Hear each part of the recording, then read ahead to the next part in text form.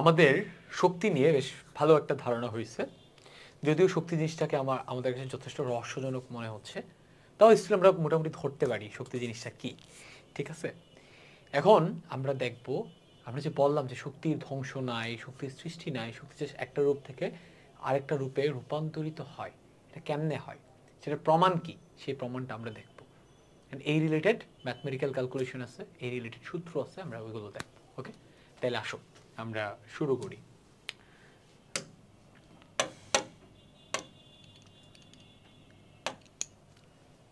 সবার আগে আমরা দেখব শক্তির বিভিন্ন রূপ জিনিসটা, তারপর আমরা গতিশক্তি এবং বিভব শক্তি নিয়ে অ্যানালাইসিস করব। এই অধ্যায়ের সবচেয়ে ইম্পর্টেন্ট টপিক হচ্ছে এই গতিশক্তি এবং বিভব শক্তি। ঠিক আছে, তুমি কাজ রিলেটেড কোশ্চেন সলভ করতে চাও, তাহলে গতিশক্তি বিভব শক্তি চলে আসবে। তুমি ক্ষমতা রিলেটেড প্রবলেম সলভ করতে চাও, তুমি এফিসিয়েন্সি রিলেটেড প্রবলেম সলভ করতে চাও, সব জায়গাতে গতিশক্তি বিভব শক্তি চলে আসবে। আর এই অধ্যায়ে আমরা বেসিক্যালি শক্তি বলতে গতিশক্তি এবং বিভব শক্তি নিয়েই মেইনলি অ্যানালাইসিস করব। শক্তির বাকি যত রূপ আছে ওইগুলো নিয়ে আমরা এই অধ্যায়ে তেমন কোনো ম্যাথমেটিক্যাল অ্যানালাইসিস করব না। ওকে, আচ্ছা, তো শক্তির প্রথম যেই রূপটা, সবচেয়ে সাধারণ যেই রূপটা, সেটা হচ্ছে যান্ত্রিক শক্তি। ওকে, এটাই আমরা সবচেয়ে বেশি দেখতে পাই। তারপর আরো রূপ আছে, ওইগুলো নিয়ে আমি কথা বলবো। তো যান্ত্রিক শক্তিটা নিয়ে আমি একটু ডিটেলসে বলে ফেলি। এই অধ্যায়ে আমাদের মূল আলোচনার বিষয় যান্ত্রিক শক্তি। যান্ত্রিক শক্তি মানে হচ্ছে কোনো একটা বস্তুর গতির কারণে অথবা কোনো একটা বস্তুর স্থিতির, তার স্বাভাবিক অবস্থান চেঞ্জ করার কারণে তার মধ্যে যে শক্তিটুকু সঞ্চিত হয় বা কাজ করার যে সামর্থ্যটুকু জন্মায়, তাকে যান্ত্রিক শক্তি বলে। এক্সাম্পল দিয়ে বোঝাই। একটা বস্তু এরকম গতিশীল আছে, এটা একটা ব্যাগ আছে, এই ব্যাগ থাকার কারণে তার মাঝখানে একটা শক্তি সঞ্চিত আছে, এটা দিয়ে সে চাইলে কাজ করতে পারে। যেমন সে, যে ধরো আমার হাতটা গতিশীল, আমার হাতটা যখন এটাতে সে ধাক্কা দিবে, তখন সে গতিশীল থাকার কারণে এই কলমটাকে বল প্রয়োগ করতে পারে। এন্ড যতক্ষণ বল প্রয়োগ করবে ততক্ষণ এটা স্মরণ হবে, তার মানে এখানে কাজ সম্পাদিত হচ্ছে। তার মানে জাস্ট বিকজ আমার হাতটা গতিশীল আছে, এটার একটা ব্যাগ আছে, এটা কিন্তু অন্য একটা বস্তুর উপর বল প্রয়োগ করে কাজ সম্পাদিত করতে পারতেছে। তার মানে তার কাজ করার সামর্থ্য আছে। কেন আছে? গতির কারণে আছে। এটা একটা যান্ত্রিক শক্তি। এবারে আসো অন্য একটা এক্সাম্পল দিয়ে দেখাই, এটা দিয়ে দেখাই। দেখো, এই ব্যাগটা আমি যদি ছেড়ে দেই, এটা স্বাভাবিক অবস্থান কোথায়? ফ্লোরে। ফ্লোর থেকে আমি টেনে তুলে এটা স্বাভাবিক অবস্থানটাকে চেঞ্জ করে অন্য একটা অবস্থানে রাখলাম। এই অবস্থান, তার স্বাভাবিক অবস্থান অথবা আকার কিংবা আকৃতির পরিবর্তনের কারণে এটার মধ্যে একটা শক্তি সঞ্চিত হয়েছে। এই শক্তিটাকে বলে বিভব শক্তি বা পটেনশিয়াল এনার্জি। প্রথমটাকে, গতিশক্তিটাকে বলে কাইনেটিক এনার্জি। এই শক্তি সঞ্চিত হয়েছে, এই শক্তিটাকে বিভব শক্তি বলে। এবার আমাকে প্রমাণ দিতে হবে যে ভাইয়া আসলে এখানে শক্তি সঞ্চিত হয়েছে, আদারওয়াইজ তুমি বিশ্বাস করবা না। এটাতে যে গতিশক্তি আছে, এটা প্রমাণ কেমনে দিছি? কারণ এটা যখন কিছু একটাকে ধাক্কা দিবে, বল প্রয়োগ করবে, কাজ সম্পাদিত হবে। এটা কিভাবে কাজ সম্পাদিত করবে? তুমি জাস্ট এটাকে ছেড়ে দাও, এটাকে ছেড়ে দিলে এটা নিচে একটা জাস্ট কলম রাখো, সে কি কলমটাকে নিয়ে নিচে পড়বে। ছেড়ে দাও, কলমটাকে নিয়ে সে নিচে পড়বে। তার মানে তাকে যখন আমি ছেড়ে দিচ্ছি, তখন কিন্তু সে কলমের উপর, আমি যখন ছেড়ে দিচ্ছি তাকে কিন্তু কেউ বল প্রয়োগ আমার হাত কিন্তু বল প্রয়োগ করতেছে না। তার মধ্যে সঞ্চিত শক্তিটা এই কলমে বল প্রয়োগ করে কলমটার স্মরণ ঘটাচ্ছে। তার মানে তার মধ্যে আসলেই শক্তি সঞ্চিত হয়েছে। এটাই বিভব শক্তি। স্থির বাট শক্তি আছে, কাজ করার সামর্থ্য আছে। আর এটা গতিশীল, গতির কারণে কাজ করার সামর্থ্য আছে। এই দুই ধরনের শক্তিকে বলা হচ্ছে একটা গতিশক্তি, বিভব শক্তি। এন্ড এই দুই ধরনের শক্তিকে সাধারণভাবে বলে যান্ত্রিক শক্তি। ঠিক আছে, আচ্ছা, তাহলে গতিশক্তির সংজ্ঞা, এখানে সংজ্ঞা এক্সামে আসে। গতিশক্তির সংজ্ঞা কি? কোনো একটা বস্তুর গতির কারণে তার মাঝে কাজ করার যে সামর্থ্যটুকু সঞ্চিত থাকে, তাকে গতিশক্তি বলে। বিভব শক্তি বা স্থিতিশক্তি কোনো একটি বস্তুর অবস্থানের কারণে, অবস্থান বলতে এখানে বোঝানো হচ্ছে বিকৃত অবস্থান বা হোয়াটএভার, জাস্ট অবস্থানের কারণে, এই কথাটা বললেই ইনাফ। অবস্থানের কারণে তার মধ্যে যে শক্তিটুকু সঞ্চিত হয় তাকে বলে কি? বিভব শক্তি অথবা স্থিতিশক্তি অথবা এনার্জি অফ পটেনশিয়াল। ঠিক আছে, ডান। আমরা এই দুইটা শক্তি নিয়ে একদম ডিটেইলড অ্যানালাইসিস করব এন্ড এই দুইটা শক্তি আমরা চাইলে ক্যালকুলেট করতে পারি, ক্যালকুলেট করার ফর্মুলা শিখবো, ওখান থেকে সবচেয়ে বেশি ম্যাথ বা কোশ্চেন এই অধ্যায় থেকে আসে। এটা হচ্ছে শক্তির একটা রূপ। শক্তির আরেকটা রূপ হচ্ছে তাপ শক্তি। কেমনে বুঝবো সে যে শক্তি? কারণ তুমি হচ্ছে যখন চুলায় তাপ দিচ্ছ, আচ্ছা যান্ত্রিক শক্তি চাইলে আমি তোমাকে আরো উদাহরণ দিতে পারি, স্প্রিং এর মাধ্যমে দিতে পারি। এটা একটা স্প্রিং, যখন স্প্রিংটাকে টান দিয়ে ছেড়ে দিচ্ছ তখন সে কাঁপতেছে, গতি আছে। এই গতির কারণে তুমি তার কাছে একটা বল নিয়ে রাখো, দেখবা বলটাকে সে বল প্রয়োগ করে সরণ ঘটাচ্ছে, কাজ করার সামর্থ্য আছে গতির কারণে। আবার স্প্রিংটাকে তুমি একদম চিপা দিয়ে ধরে সংকুচিত করে রাখো, স্থির, বাট তার মধ্যে শক্তি আছে, স্থিতি শক্তি আছে। কেমনে বুঝলাম? একদম চিপা দিয়ে ধরে এটার সামনে একটা বল রাখো, স্থির, হাতটা সরাই নাও, স্প্রিংটা বলটাকে বল প্রয়োগ করে সামনে সরণ ঘটাবে, তার মানে এখানে শক্তি আছে। স্প্রিং দিয়ে বা এই অভিকর্ষ ক্ষেত্রে যান্ত্রিক শক্তি মানে স্থিতি শক্তি এবং গতিশক্তি খুব ভালো মতো অনুভব করা যায়। ওকে, ডান। এইবারে আসো তাপ শক্তি। তুমি চুলায় হিট দাও,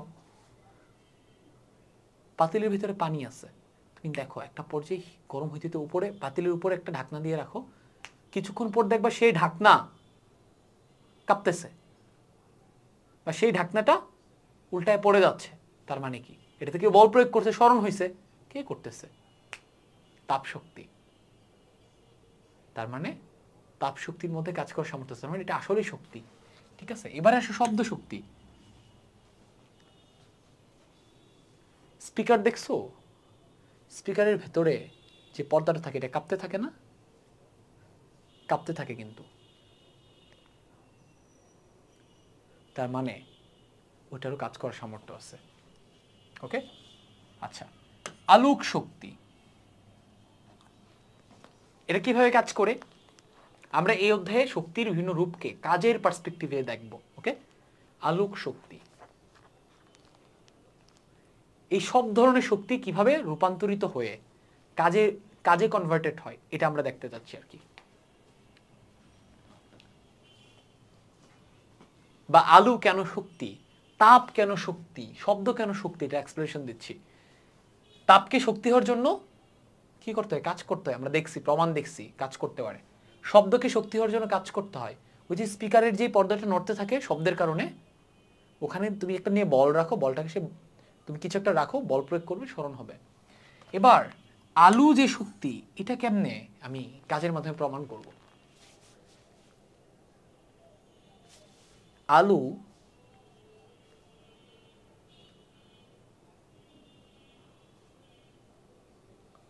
এটা সরাসরি কোনো এক্সাম্পল নাই। আলোক শক্তি সরাসরি আসলে কাজ করতে পারে না, সে রূপান্তরিত হয়ে কাজ করে। বাট তোমাকে আমি এক্সাম্পল দিতে পারবো। সৌরবিদ্যুৎ, সোলার প্যানেল, সোলার প্যানেলে আলোটা এসে পড়ে, সেই আলোটা তড়িৎ শক্তিতে রূপান্তরিত হয়, সেই তড়িৎ শক্তি দিয়ে পাখা ঘুরতেছে। পাখা ঘোরা মানে কি? পাখার ডানাটার সরণ হচ্ছে, এখানে বল প্রযুক্ত হচ্ছে, এই যে কাজ হচ্ছে। তার মানে আলোক শক্তি কিন্তু একটা পর্যায়ে কাজে কনভার্টেড হয়। তার মানে আলোও এক প্রকার শক্তি। চৌম্বক শক্তি, এটা তো খুব ইজি। এই যে দেখো, এটার ভিতরে চৌম্বক আছে, এটার ভিতরে চৌম্বক আছে, আমি এখানে রাখলাম, এটাকে টান দিয়ে নিয়ে যাচ্ছে, রাখলাম টান দিয়ে নিয়ে যাচ্ছে, রাখলাম টান দিয়ে নিয়ে যাচ্ছে। তার মানে কি? চৌম্বক শক্তি বল প্রয়োগ করতে পারে, সেই বলের কারণে সরণ হয়, তার মানে এখানে কাজ হয়। বিদ্যুৎ শক্তি, পাখার মধ্যে বিদ্যুৎ শক্তি দিলে সেটা কি পাখার ডানাটাকে ঘুরাইতে পারে, সরণ হয় বল প্রযুক্ত করে। তার মানে বিদ্যুৎও এক প্রকার শক্তি। ঠিক আছে, রাসায়নিক শক্তির এক্সাম্পল কি? ব্যাটারির ভিতরে কেমিক্যালস থাকে, সেই কেমিক্যালস থেকে বিদ্যুৎ উৎপন্ন হয়, সেই বিদ্যুতের মাধ্যমে আমরা পাখা ঘুরাইতে পারি বা গাড়ি চালাইতে পারি। তার মানে রাসায়নিক পদার্থের ভেতরে এক ধরনের শক্তি থাকে, এটাকে বলে রাসায়নিক শক্তি।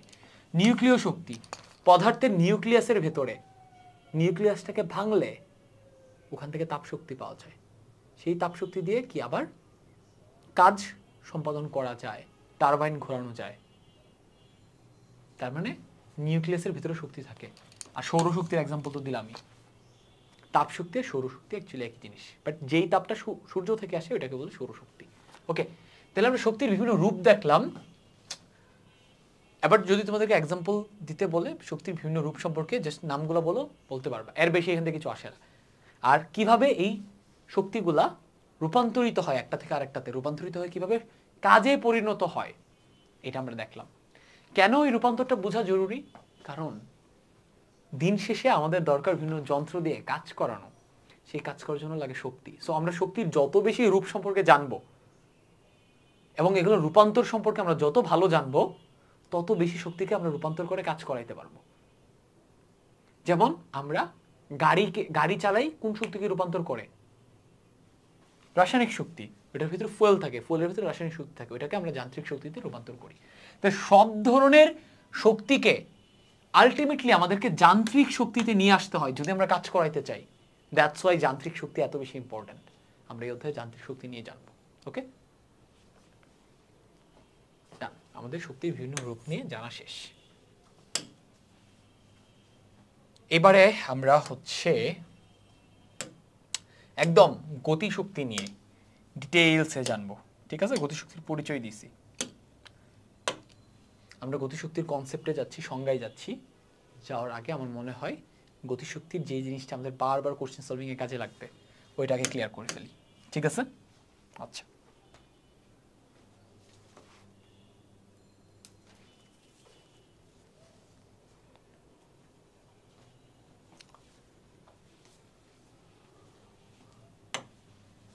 কোন একটা বস্তু সে বি ভেগে গতিশীল, তার ভর হচ্ছে m। তোমাকে কোশ্চেন করবে এই বস্তুটার গতিশক্তি কত। গতিশক্তিকে আমরা ই কে দিয়ে ডিনোট করি। গতিশক্তি হবে হাফ এম ভি স্কয়ার। এই জিনিসটাই তোমার বারবার লাগবে এক্সামে, বারে জাস্ট এই জিনিসটাই লাগবে। এটা সূত্রটা আমাদের ক্লিয়ার। এখন সূত্রটা ভাই কোত্থেকে আসলো? যদি প্রবলেম সলভিং ক্লাস হইতো আমি কোত্থেকে আসলো দেখাইতাম না, যেহেতু এটা একটা academic class, basic class. So এখন আমি তোমাকে দেখাবো যে সূত্রটা অ্যাকচুয়ালি কোত্থেকে আসলো।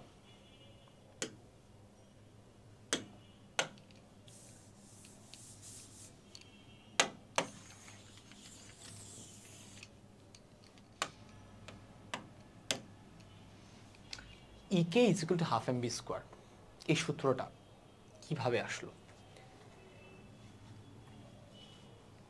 যেহেতু ইকে একটা শক্তি, আর শক্তি মানে কি? কাজ। তার মানে কাজের ফর্মুলা থেকে, তার মানে F W is equal to F S, এই ফর্মুলাটা থেকে actually EK is equal to half M V square, এই সূত্রটা আসছে। কেমনে আসছে? কোন একটা বস্তুর উপর তুমি এফ বল প্রয়োগ করলা, সে এফ বল প্রয়োগ করার কারণে বস্তুটার যতক্ষণ তুমি বল প্রয়োগ করলা ততক্ষণে তার স্মরণ হয়েছে এস। ওকে, তাহলে কোনোভাবে যদি এই ইকুয়েশনে তুমি এস ক্যালকুলেট করে বসাই দিতে পারো, এফ ক্যালকুলেট করে বসাই দিতে পারো, এমনভাবে যদি ক্যালকুলেট করো যাতে এখানে ভি ইনভলভড হয়, তাহলে কি আমরা এটা থেকে এই ইকুয়েশনটা পাওয়া যায়। ওকে, আচ্ছা, তাহলে এস কেমনে ক্যালকুলেট করতে পারি? বস্তুটা যেই মোমেন্টে তার উপর আমি বল প্রয়োগ করা শুরু করছি তার আদিবেগ 0, বস্তুটা যেই মোমেন্টে এখানে এসে পৌঁছাইছে বল প্রয়োগ করার পর এই মোমেন্টে তার শেষ বেগ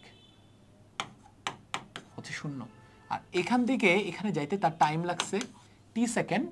এন্ড যেহেতু তার বেগ 0 ছিল, বল যতক্ষণ প্রয়োগ করছি করার পর এই মোমেন্টে তার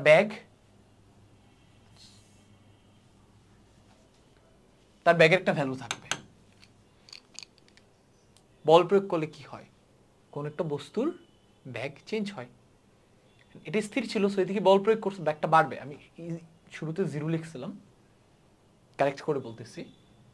বল প্রয়োগ করার পর সে একটা ব্যাগ প্রাপ্ত হবে, সেই ব্যাগটা হচ্ছে বি ভি, ঠিক আছে। আর ইনিশিয়াল ভেলোসিটি সে যদি স্থির ছিল 0, ওকে। তার মানে এখান থেকে এখানে যেহেতু ব্যাগের চেঞ্জ হয়েছে, তার মানে কি, তার মানে এখানে ত্বরণ আছে, ত্বরণের সার্টেন একটা ভ্যালু আছে, ঠিক আছে। এই জিনিসগুলো থেকে এগুলো ইউজ করে আমরা এই সূত্রটা থেকে এটাতে কেমনে আসতে পারি। এস ক্যালকুলেট করো, এস ক্যালকুলেট করো, তাইলে তো হয়ে যাচ্ছে। এখানে এস বসাই দাও। এস ইজ ইকুয়াল টু কি, গতিবিদ্যার কনসেপ্ট অনুযায়ী যদি আমি এস ক্যালকুলেট করতে চাই, এখানে কি কি দেওয়া আছে, এখানে আদিবেগ দেওয়া আছে 0, এখানে ত্বরণ দেওয়া আছে, এখানে টাইম দেওয়া আছে। এস ইজ ইকুয়াল টু কি, UT plus half a t square. এই তিনটা জিনিস যদি ইউজ করি, তুমি চাইলে এখানে ভি ইউজ করতে পারো, বাট ভি তো লাগতেছে না ভাইয়া, এই তিনটা জিনিস যেহেতু হয়ে যাচ্ছে। তোমাদেরকে গতিবিদ্যায় বারবার শিখাইছি যে গতিবিদ্যার একটা আননোন চলকের মান বের করতে যাচ্ছি, অপর যে কোনো তিনটা ভ্যালু জানলেই চলে। তো যেহেতু এখানে ইউ এ টি আছে, তার মানে এস ক্যালকুলেট করার জন্য চারটা ইকুয়েশনের মধ্যে আমরা থার্ড ইকুয়েশনটা ইউজ করতে পারি। S is equal to u t plus half a t square, okay, use করো u t plus half a t square. যেহেতু ইউজুয়ালি আমরা কোনো একটা বস্তুর উপর বল প্রয়োগ করলে ইনিশিয়ালি তার ব্যাগটা 0 থাকে, তার মানে এটা আমরা 0 বলতে পারি, তার মানে এখানে এস হচ্ছে হাফ এটি স্কোয়ার, ওকে। আচ্ছা, এটা এখানে তুমি বসাই দাও, half a t square. Ball, ball is equal to কি, বস্তুটার অবভিয়াসলি একটা ভর আছে আর এখানে ত্বরণ আছে, সেক্ষেত্রে কতটুকু বল প্রয়োগ করছে, এম এ পরিমাণ। তো এখানে এম এ বসাই দাও, আলটিমেটলি কি পাচ্ছ, half M A square T square.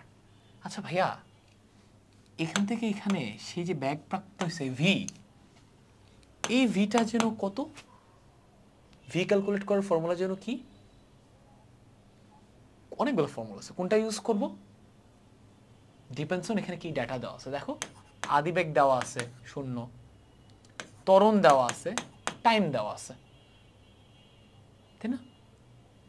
তাহলে ইউএটি ইউজ করলে ভি এর কোন ইকুয়েশনটা বেটার হয়, চারটা ইকুয়েশন আছে, V is equal to U plus a t, তারপরে সবগুলোতে এস আছে, তাহলে আমরা এসে না যাই, এই তিনটা দিয়েই যেহেতু আমরা V is equal to U plus a t এটা দিয়ে যদি ক্যালকুলেট করতে বলতেছি, তার মানে এখান থেকে আমি লিখতে পারি কি, ভি ইজ ইকুয়াল টু এটি। তার মানে এই যে এখানে এটিটা আছে, এখানে আমি লিখতে পারি হাফ এম এটি হোল স্কোয়ার, যেটাকে আমি ভি দিয়ে রিপ্লেস করে দিতে পারি, আলটিমেটলি আমরা এটা পাই। অ্যান্ড এখান থেকে এখানে বল প্রয়োগ করে বস্তুটাকে এখানে স্মরণ ঘটাইতে যে পরিমাণ কাজটা করা হয়েছে, এই কাজটাই কি তার মধ্যে এই পয়েন্টে গতিশক্তি হিসেবে সঞ্চিত হবে। তার মানে এই কৃত কাজটাকে আমরা বলতে পারি এখানকার কাইনেটিক এনার্জি। এইভাবে সূত্রটা আসছে, ঠিক আছে। আচ্ছা, ডান। সো এই সূত্রটা কেমনে আসলো, এটার প্রমাণ বোর্ড এক্সামে একদমই আসে না, যদি আসেও তুমি করতে পারবা, ওকে। আচ্ছা, প্রমাণটা জাস্ট যেহেতু এটা একাডেমিক ক্লাস দেখাই দিচ্ছি, প্রবলেম সলভিং ক্লাস হলে আমি তোমাদেরকে দেখাইতাম না। তাহলে গতিশক্তির কনসেপ্টও ক্লিয়ার হইল, সূত্রও ক্লিয়ার হইল, সূত্রটা আমরা জানলাম, সূত্রটা কোত্থেকে আসলো সেটাও জানলাম, সংজ্ঞা কি, কোন একটা বস্তুর গতির কারণে তার মধ্যে যে কাজ করার সামর্থ্য জন্মায় ওটাই হচ্ছে তার গতিশক্তি। এইবারে এখানকার খুবই ইম্পর্টেন্ট একটা টপিক আমরা ক্লিয়ার করে ফেলবো, কাজ শক্তি উপপাদ্য। এটা আমাদের কোশ্চেন সলভিং এর জন্য বারবার দরকার লাগে।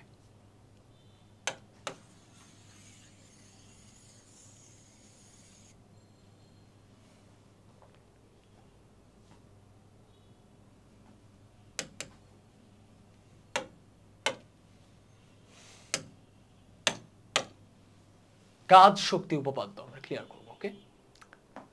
তার আগে স্টেটমেন্টটা দিয়ে ফেলি, হ্যাঁ। কাজ শক্তি উপপাদ্য আমাদেরকে কি বলে, কোন একটা বস্তুর এই পয়েন্টে, এটা লাগবে আমাদের প্রবলেম সলভিং এ প্রচুর লাগবে, এসএসসি তেও লাগবে, এইচএসসি তে অনেক বেশি লাগে। কোন একটা পয়েন্টে এই যে একটা বস্তু, এই বস্তুটার আদিবেগ হচ্ছে ইউ, দেন আমি বল প্রয়োগ করলাম এফ, করার কারণে সে এখানে এসে পৌঁছাইলো। এই বল প্রয়োগ করার কারণে যতক্ষণ বল প্রয়োগ করছি ততক্ষণে স্মরণ হচ্ছে, এটা স্মরণের ভ্যালু দেওয়া নাই।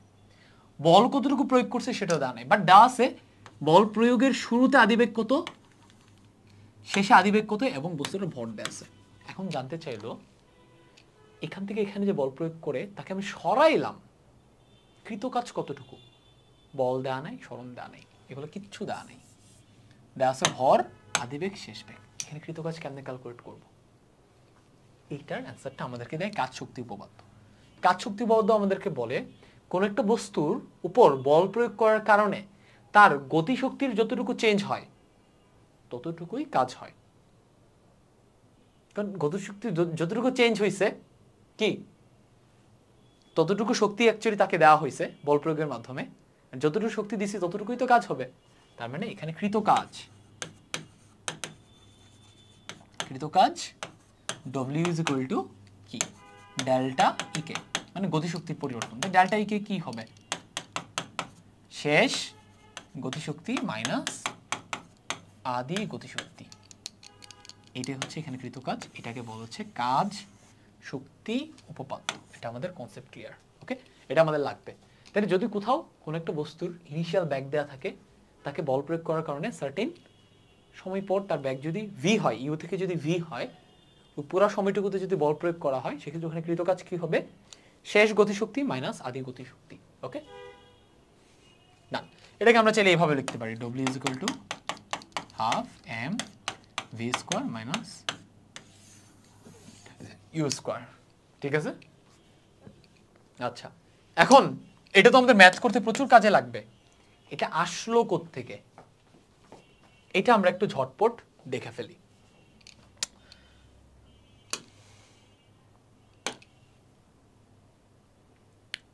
আমরা এটা এখানেই দেখতে পারি। এটা কোত্থেকে আসলো আমরা একটু ঝটপট দেখবো। হ্যাঁ, আচ্ছা, দেখো আমরা গতিবিদ্যায় একটা সূত্র শিখে আসছি, মনে করে দেখো। সূত্রটা যেন কি? সূত্রটা হচ্ছে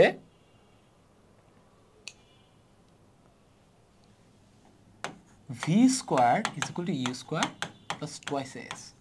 4 নম্বর সূত্র। প্রমাণ এক্সামে আসে না, কোথাও লাগে না, জাস্ট তোমার এটা যেহেতু একাডেমিক ক্লাস তোমাকে দেখাই দেওয়া দরকার, এই জন্য দেখাই দিচ্ছি। মূল বই আছে, দ্যাটস ওয়াই আমাদের টার্গেট একাডেমিক ক্লাসে মূল বই সবকিছু পড়াই দেওয়া, অ্যান্ড এটা বলে দাও কোনটা লাগে কোনটা লাগে না, বলে দিচ্ছি। একটু আগে যে সূত্র ক্লিয়ার করলাম এটা প্রচুর লাগে, বাট এই জিনিস লাগে না, ঠিক আছে? তো তোমাদের মূল বই একটা সূত্র আছে, half V square is equal to U square plus twice S. এটার দুই পাশে তুমি জাস্ট হাফ এম দিয়ে মাল্টিপ্লাই করো, কারণ আমাদের টার্গেট কি? আমাদের টার্গেট হচ্ছে এটা আনা। আমাদের টার্গেট হচ্ছে কি আনা? W is equal to half m v square minus half m u square. So যেহেতু m v আনা দরকার আমাদের প্রমাণে, এই জন্য আমরা দুই পাশে হাফ m দিয়ে মাল্টিপ্লাই করলাম। তাহলে আমরা পাবো কত? আমরা পাবো half m v square is equal to half m square plus half m into 2as। ঠিক আছে? আচ্ছা, এখানে এই 2 আর এই 2 কাটা চলে যাবে, তাহলে আমরা পাচ্ছি কি? আমরা পাচ্ছি, দেখো আমাদের half M B square half M E square আনা দরকার ছিল, সো আমরা জাস্ট এটাকে এই পাশে নিয়ে আসলে আমরা পাচ্ছি half M V square minus half M E square is equal to, এই পাশে পাচ্ছি কত? 2 কাটা, এখানে পাচ্ছি আমরা এম এ এস। এম এটা কি? এফ, আর এসটা হচ্ছে সরণ, তার মানে বল ইন্টু সরণ। আমরা আলটিমেটলি লিখতে পারি বল ইন্টু সরণ, F S is equal to half M V square minus half M U square. এখান থেকে আমরা ক্লিয়ারলি এটা বইলা দিতে পারি যে সুতরাং বল ইন্টু সরণ হচ্ছে কৃতকাজ is equal to half M V square minus half M U square. প্রমাণিত। ওকে, ডান। এই প্রমাণ খুব বেশি একটা আসে না। তাহলে আমরা শুরু করবো কোন সূত্রটা দিয়ে? এটা দিয়ে শুরু করবো, এটা থেকে। আর আমাদেরকে যাইতে হবে এটাতে, আমরা তাকাবো যে কিসের ঘাটতি আছে। ভি স্কোয়ার আছে বাট হাফ এম নাই, হাফ এম দিয়ে দুই পাশে গুণ দিব, দিলেই আলটিমেটলি চলে আসবে। ওকে, ডান। তাহলে আমাদের এই কাজ শক্তি উপপাদ্য রিলেটেড সবকিছু শেষ, আর এগুলো তো আমাদের শেষই, তাই না? সো গতিশক্তি নিয়ে আমাদের যা যা জানা দরকার সবকিছু জানা হয়ে গেছে। রিয়েল লাইফে কোনো একটা গাড়ির বল প্রয়োগ করার আগের মুহূর্তে ব্যাগ এবং বল প্রয়োগ করতেছো বল প্রয়োগ সরাই নেওয়ার মুহূর্তে ব্যাগ, এই দুইটা ব্যাগ যদি জানো, গাড়ির ভর যদি জানো, এখানে তুমি কতটুকু কাজ করলা এটা তুমি অ্যানালাইসিস করতে পারবা। আর এখান থেকে এক্সামে যত ধরনের কোশ্চেন আসতে পারে, সিকিউ এমসিকিউ, সব ধরনের কোশ্চেন সলভ করার জন্য গতিশক্তির যে বেসিক তোমার আন্ডারস্ট্যান্ডিং দরকার বা যে যে জিনিসগুলোর সাথে তোমাকে পরিচয় করায় দেওয়া দরকার সব আমি করাই দিছি। গতিশক্তি নিয়ে তোমার জীবনেও সমস্যা হবে না, ঠিক আছে? এটা মনে রাখো। এবার আমরা কোথায় যাব? আমরা যাব বিভব শক্তিতে, ঠিক আছে? আমাদের শক্তির বিভিন্ন রূপ ডান, আমাদের গতিশক্তি ডান, আমরা এবার বিভব শক্তিতে যাব। ওকে, এগুলো আমাদের সব শেষ, এটা শেষ, এটা শেষ। বিভব শক্তির কনসেপ্ট ক্লিয়ার করব, এন্ড বাকি সব কিছুতে আমরা বিভব শক্তি রিলেটেড সিমিলার জিনিসগুলো আমরা দেখে ফেলবো। বিভব শক্তি, বিভব শক্তির এক্সাম্পল অলরেডি তোমাদেরকে আমি দিচ্ছি। যে কোনো একটা বস্তুর অবস্থানের কারণে তার মাঝে কাজ করার যে সামর্থ্যটা জন্মায় তাকে বিভব শক্তি বলে। বেশ কয়েকবার এক্সাম্পল দিচ্ছি। এখন আমরা আর কনসেপ্ট নিয়ে খুব একটা কথা না বলি, একবার বলে ফেলছি। একটা স্প্রিং দিয়ে এক্সাম্পল দিচ্ছি যে স্প্রিংটাকে সংকুচিত করলে কি তার অবস্থানটা যে চেঞ্জ হয়েছে, এটার কারণে কি হয়, তার মাঝখানে কাজ করে একটা সামর্থ্য জন্মায়। সংকুচিত স্প্রিংটার সামনে একটা বল রেখে ছেড়ে দাও, দেখবা বলটার উপর সে বল প্রয়োগ করতেছে, করে স্মরণ ঘটাচ্ছে, কাজ হচ্ছে, ঠিক আছে? ওখান থেকে আসছে হচ্ছে বিভব শক্তির কনসেপ্টটুকু। ওকে, আচ্ছা, তাই সংজ্ঞা কি বলবো এটা আমাদের ক্লিয়ার, যে কোনো একটা বস্তুর অবস্থানের কারণে তার মধ্যে যে শক্তি সঞ্চিত হয় বা কাজ করার যে সামর্থ্য জন্মায় তাকে বিভব শক্তি বলে। এইবার আসো সূত্র। এই বিভব শক্তির সূত্র আমরা এক এক কেসে বিভব শক্তি এক এক রকম, দ্যাটস ওয়াই বিভব শক্তির সূত্র এক একটা কেসে এক এক রকম হবে। তোমাদের ক্লাসে জাস্ট দুইটা কেসে বিভব শক্তি নির্ণয় করা পারলেই চলবে, এর বাইরে লাগবে না। একটা কেস হচ্ছে অভিকর্ষের ক্ষেত্রে, আর একটা কেস হচ্ছে স্প্রিং এর ক্ষেত্রে, ঠিক আছে? তাহলে আমরা এখানে অভিকর্ষের ক্ষেত্রে এবং স্প্রিং এর ক্ষেত্রে বিভব শক্তির সূত্র দেখা ফেলি, ঠিক আছে? আচ্ছা, তো কোনো একটা বস্তুকে, এই বস্তুটার ভর হচ্ছে m, কোনো একটা বস্তুকে তুমি h উচ্চতায় নিয়ে গেলা, আর এখানে ত্বরণ কত? যেহেতু ভূপৃষ্ঠে জিনিসটাকে উপরে উঠে নিয়ে গেছে, এখানে ত্বরণ হচ্ছে g। সো এখান থেকে এখানে বস্তুটাকে নেওয়ার কারণে, তার অবস্থান চেঞ্জ হওয়ার কারণে তার মাঝে শক্তি সঞ্চিত হয়েছে বা কাজ করার সামর্থ্য জন্মাইছে। কেন বুঝলাম? কারণ তাকে এখন ছেড়ে দিলে সে কিন্তু কি নিচে কিছু একটা রেখে দাও, ওটাকে বল প্রয়োগ করে নিচে নিয়ে আসবে, স্মরণ ঘটাবে, বুঝছো? সো এখানে বিভব শক্তি সঞ্চিত হয়েছে, সেই বিভব শক্তিটা মাপতে যাচ্ছি।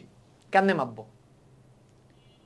ইজি ভাই, তাকে এখান থেকে এখানে নিতে যতটুকু কাজ করা হয়েছে ওই পরিমাণ কাজই তার মধ্যে বিভব শক্তি হিসেবে জমা হবে। As simple as this. একদম শুরুতে এই জন্যই কাজ এবং শক্তি সম্পর্কটা এত বেশি কথা বলে তোমাকে আমি ক্লিয়ার করছিলাম, যে কোনো একটা বস্তুর মধ্যে অতটুকুই শক্তি সঞ্চিত হবে তার মাঝে যতটুকু, তার উপর যতটুকু কাজ করা হয়েছে, অথবা কোনো একটা বস্তু ততটুকুই কাজ করবে তার মাঝে যতটুকু শক্তি সঞ্চিত আছে। সিম্পল। ওকে, আচ্ছা, তাহলে এখান থেকে এখানে উঠানোর কারণে তার মাঝে কতটুকু শক্তি সঞ্চিত হবে, এখান থেকে এখানে উঠাইতে যতটুকু কাজ করতে হয়েছে, কাজ সমান কি বল ইনটু সরণ।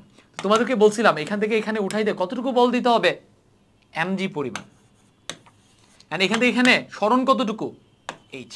তার মানে এখানে কাজ টোটাল করতে হয়েছে mgh। এই mgh পরিমাণ শক্তি এখানে জমা হবে, সেই শক্তিটাকে বলবো আমরা এনার্জি অফ পটেনশিয়াল, ঠিক আছে? বা পটেনশিয়াল এনার্জি। ডান। অভিকর্ষ ক্ষেত্রে কোন একটা বস্তুর মধ্যে বিভব শক্তি জমা হইলে সেটা আমরা কেমনে মাপবো, আমরা ক্যালকুলেট করে ফেলছি। এখানে একটা কনফিউশন তৈরি হইতে পারে, সেটা হচ্ছে তোমাদেরকে এই টাইপ একটা কোশ্চেন করতে পারে। কোন একটা বস্তু এখান থেকে h মিটার গভীরতায় আছে, ঠিক আছে? এই জায়গাটা থেকে h মিটার গভীরতায় আছে বা h মিটার নিচে আছে, ঠিক আছে? এটা ভর হচ্ছে m, আর এখানে অভিকর্ষ ত্বরণ হচ্ছে g। এখানে তার বিভব শক্তি কত? তোমরা ধাম করে যেটা করো, সেটা হচ্ছে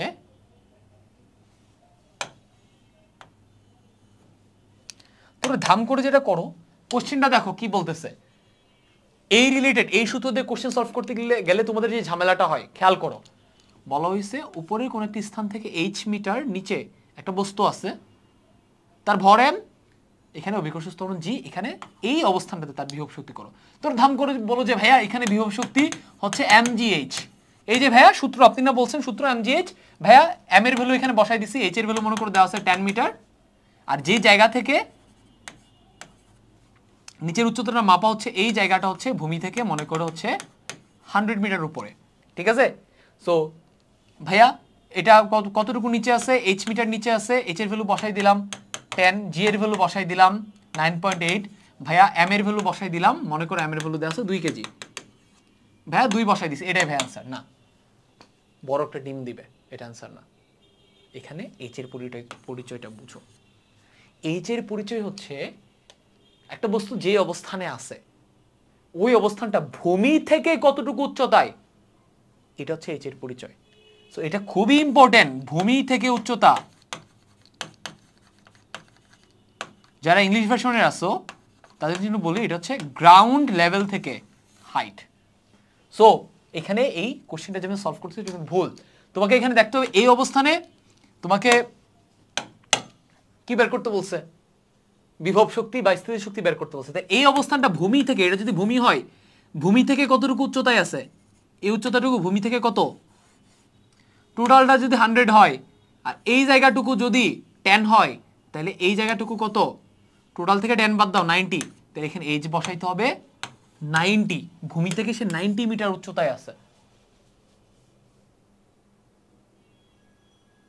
সো বিভব শক্তি মাপার সময় কোন একটা বস্তু ভূমি থেকে কতটুকু উচ্চতায় আছে এটাই আমরা mgh এ বসাবো, অলওয়েজ মনে রাখবা, ঠিক আছে? তাইলে তোমরা এখানে ঝামেলায় ইনশাআল্লাহ পড়বা না। এবারে আসো আমরা এটা ক্লিয়ার করে ফেলি। এটা ডান স্প্রিং এর ক্ষেত্রে। সো একটা স্প্রিং,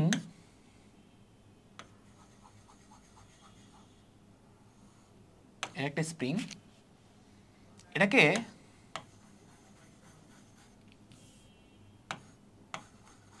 টেনে আমি এখান থেকে এখান পর্যন্ত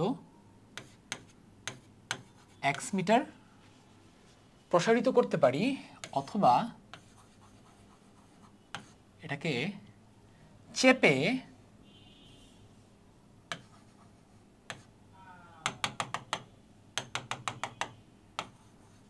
আমি x মিটার সংকুচিত করতে পারি। এই স্প্রিং এর কিছু ডাটা তোমাকে কোশ্চেনে দেওয়া থাকবে, বলবে এই স্প্রিংটার স্প্রিং ধ্রুবক কে, স্প্রিং ধ্রুবক না, এই স্প্রিং ধ্রুবক থেকে কোশ্চেন হয় বোর্ডে। আমি তো তোমাদের বোর্ডের কোশ্চেন সলভ করাইছি, আমি জানি, মিলাই দেখো, বোর্ডের কোশ্চেন ঘাটো, এমসিকিউ সিকিউ স্প্রিং ধ্রুবক থেকে কোশ্চেন হয়। তো স্প্রিংটা স্প্রিং ধ্রুবক কে এর ভ্যালু দেওয়া থাকবে,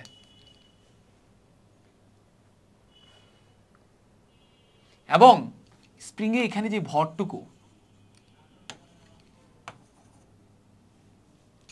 ভরটুকু লাগবে না আসলে, ভরটুকু কনসিডার করার দরকার নেই, আমরা তো এখানে ভর ছিল, আমরা হাত দিয়ে টেনে প্রসারিত করছি, হাত দিয়ে চেপে সংকুচিত করছি। তো কোশ্চেন হচ্ছে একটা স্প্রিংকে হাত দিয়ে টেনে আমি x মিটার বা x একক প্রসারিত করলাম বা x একক সংকুচিত করলাম, এখানে কৃত কাজ কতটুকু, অথবা কোশ্চেন করতে পারে এখানে যতটুকুই কাজ করা হবে ততটুকু শক্তি স্প্রিংটাতে জমা হবে, বা এখানে সঞ্চিত শক্তি কতটুকু, এই কোশ্চেনটা করতে পারে। তাই এখানে কৃত কাজ অথবা সঞ্চিত, স্প্রিংটাতে সঞ্চিত শক্তি কত হবে, হাফ কে এক্স স্কোয়ার। এই সূত্রটা খুবই ইম্পর্টেন্ট, স্প্রিং থেকে তোমাদের বোর্ডে কোশ্চেন আসছে, যথেষ্ট কোশ্চেন আসছে এবং যথেষ্ট কি ক্রিয়েটিভ কোশ্চেন আসে। সো এই সূত্রটা লাগবে। এই সূত্র প্রমাণ ভাইয়া, এই সূত্র প্রমাণের জন্য ডিফারেন্সিয়েশনের কনসেপ্ট লাগে বা ক্যালকুলাসের কনসেপ্ট লাগে, এইচএসসি তে এই সূত্র প্রমাণটা দেখতে পাবা। ওকে, হাফ কে এক্স স্কোয়ার অনেকটা কিন্তু হাফ এমবি স্কোয়ারের মতো। সো আপনি মনে রাখতে পারি স্প্রিং এর ক্ষেত্রে সঞ্চিত শক্তি বা কৃতকাজের পরিমাণ হাফ কে এক্স স্কোয়ার। কে হচ্ছে স্প্রিং ধ্রুবক, এটা নিয়ে আমি কথা বলতেছি, আর এক্স হচ্ছে কি এক্স হচ্ছে কতটুকু সংকুচিত করা হচ্ছে বা প্রসারিত করা হচ্ছে, অ্যাজ সিম্পল এস দিস। ঠিক আছে, সো এটার প্রমাণ আমরা আর দেখবো না। আর এমজিএইচ এটার প্রমাণ তো আমরা দেখে ফেলছি এটা কেমনে আসছে। ওকে, ডান। এবার আমরা স্প্রিং ধ্রুবক নিয়ে কথা বলবো।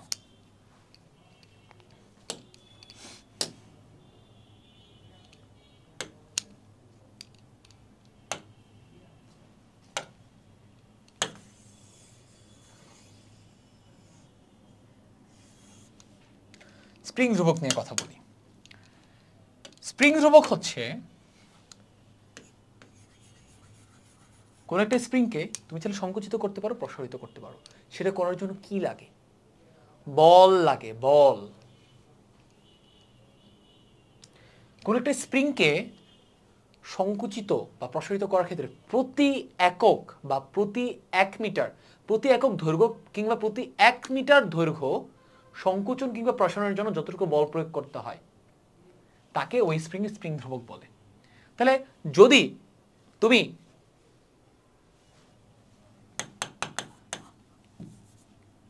2 মিটার প্রসারিত করো, সেটার জন্য যদি বল লাগে ধরো 10 নিউটন, তাহলে 1 মিটার প্রসারণের জন্য কতটুকু লাগছে? 10/2। তার মানে এটার স্প্রিং ধ্রুবকের ভ্যালু হচ্ছে 5 নিউটন পার মিটার। প্রতি মিটারে 5 নিউটন বল লাগছে। প্রতি মিটার প্রসারণ কিংবা সংকুচনের জন্য 5 নিউটন বল লাগছে।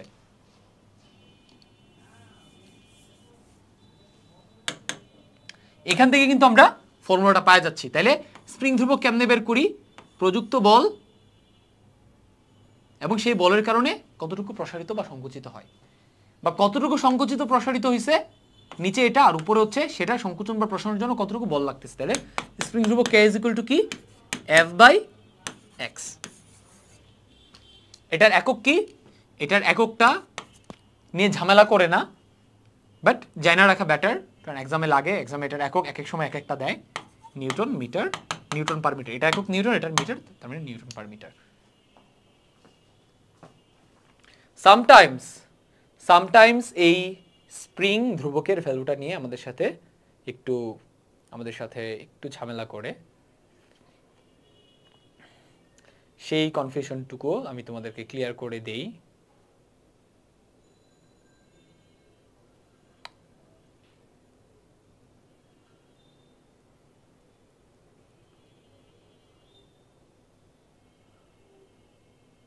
কোথায়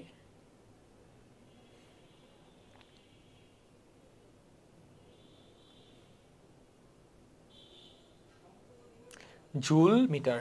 সামটাইমস এই এককটাকে কোথাও জুল মিটার ইনভার্স 2 লেখা হয়। এখন তুমি ভাই জাস্ট এটাতে কনভার্ট করে দেখো। এই নিউটন এককটাকে ভাঙলেই তুমি জুল মিটার ইনভার্স 2 পাবা, অথবা জুলকে ভাঙো তুমি এটা পাবা। সো দুটো অ্যাকচুয়ালি একই একক। এটা আমি তোমার জন্য রাখলাম, তুমি একটা থেকে আরেকটা ভাঙাচোরা করে দেখো, একই জিনিস আসে। সো এক্সামের কোশ্চেনে নিউটন পার মিটার দেওয়া থাকুক অথবা joule meter inverse 2, joule meter inverse 2টা আসছে এখান থেকে। আর কি তুমি যদি এখান থেকে K is equal to calculate করো, কে ইজ ইকুয়াল টু কি পাবা? কে ইজ ইকুয়াল টু পাবা 2w divided by x square. উপরে তো w এর একক কি? জুল, আর নিচে x স্কয়ার একক কি? মিটার স্কয়ার, তার মানে জুল মিটার ইনভার্স 2। সো এই ফর্মুলা থেকে কে এর ইউনিট আসে joule meter per second, meter inverse 2, আর এখান থেকে আসে joule per newton per metre. So দুইটা এককই কারেক্ট। সো তোমরা জুল পার মিটার দেখো অথবা নিউটন পার মিটার দেখো, এটা দেখে ঘাবড়াবা না। তোমাদের এই ক্লাসে স্প্রিং ধ্রুবকের একক নিয়ে পেঁচায় না। যেই ভ্যালুটা দেওয়া আছে ডিরেক্ট এই ফর্মুলাতে বসাই দিবা, বা যদি এই ফর্মুলাটা লাগে ডিরেক্ট এখানে বসাই দিবা। ঠিক আছে, ওইটার ভ্যালু তোমাকে কনভার্ট করতে হবে না। মানে তোমরা চিন্তায় পড়ে যাবে, আচ্ছা এটার ভ্যালু তো জুল মিটার ইনভার্স 2 তে আছে, এটাকে তো নিউটন পার মিটারে নিতে হবে না। দুটো একই একক। ঠিক আছে, তুমি চাইলে ক্যালকুলেট করে দেখতে পারো, এটা থেকে এটাতে যেতে পারবা, এটা থেকে এটাতে যেতে পারবা। ঠিক আছে, আচ্ছা এবার স্প্রিং বল নিয়ে একটা জিনিস আছে। স্প্রিং বলের একটা ফর্মুলা আছে, এই ফর্মুলাটা আমাদেরকে একটু দেখতে হবে। বাট টু বি অনেস্ট, আমি যদি বলি তোমাকে, আমি অ্যাকচুয়ালি স্প্রিং বলের ফর্মুলা দেখাই ফেলছি। কেমনে দেখাইলাম, কখন দেখাইলাম, চলো তোমাদেরকে দেখাই।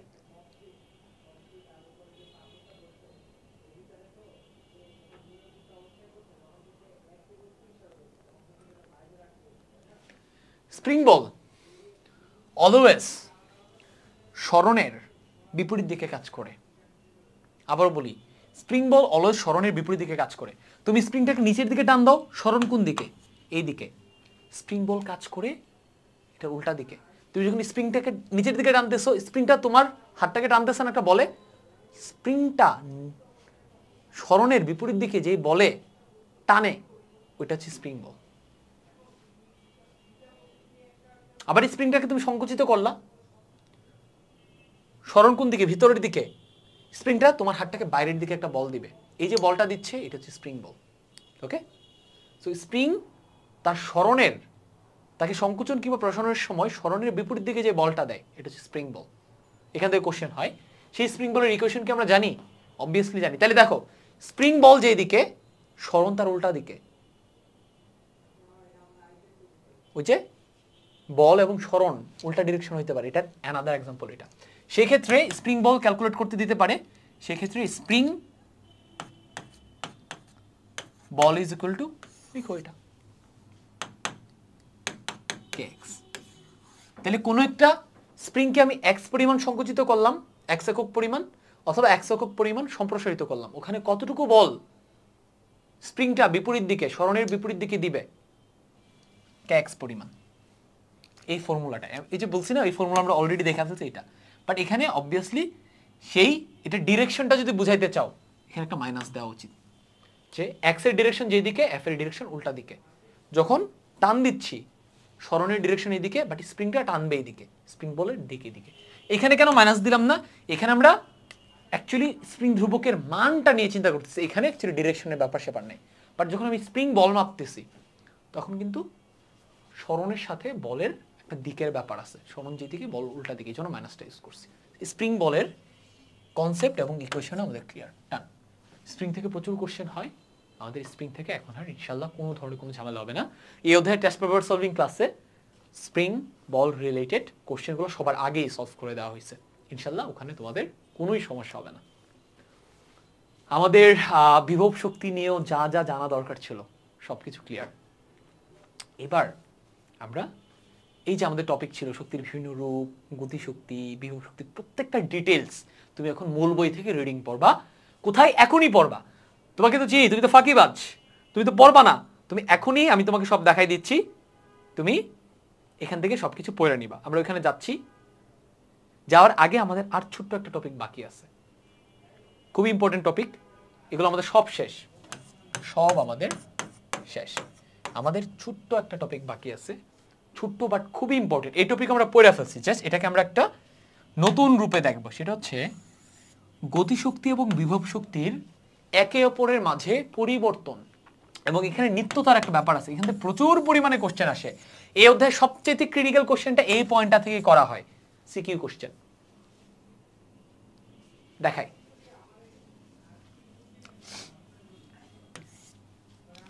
একটা বস্তু কে তুমি এখান থেকে উপরে ছুঁড়ে মারবা, যে মোমেন্টে তুমি এখান থেকে ছুঁড়ে মারতেছো তার একটা ভেলোসিটি আছে এবং তার একটা ভর আছে। তার মানে এখান থেকে যদি তুমি বি বেগে, মনে করো 10 মিটার পার সেকেন্ড, এই বেগে এটাকে উপরের দিকে ছুঁড়ে মারলা, তাহলে এখানে গতিশক্তি কত? Half mv²। আর এখানে বিভব শক্তি কত? যেহেতু ভূমি থেকে সে শূন্য উচ্চতায় আছে, তার মানে এখানে বিভব শক্তি mgh = 0। এটা হচ্ছে আমাদের ইপি, এটা হচ্ছে আমাদের ইকে। ঠিক আছে, ডান।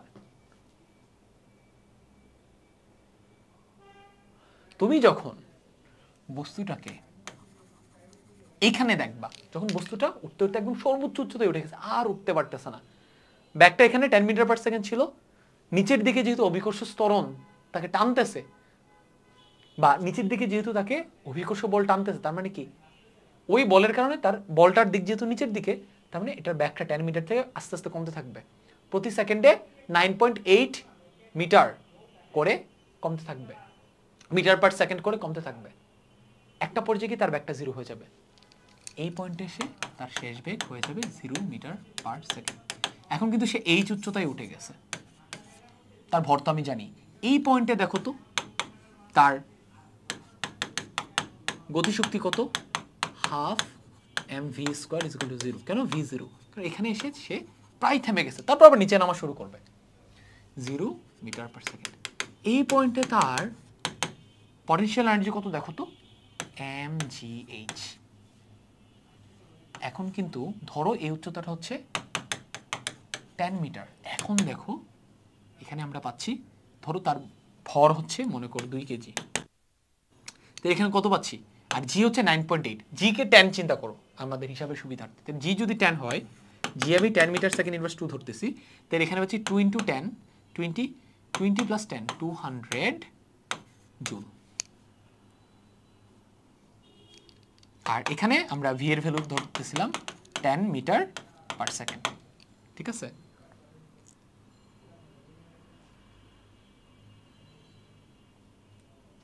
এটার জন্য আমরা এখানে একটা গতিশক্তি পাবো।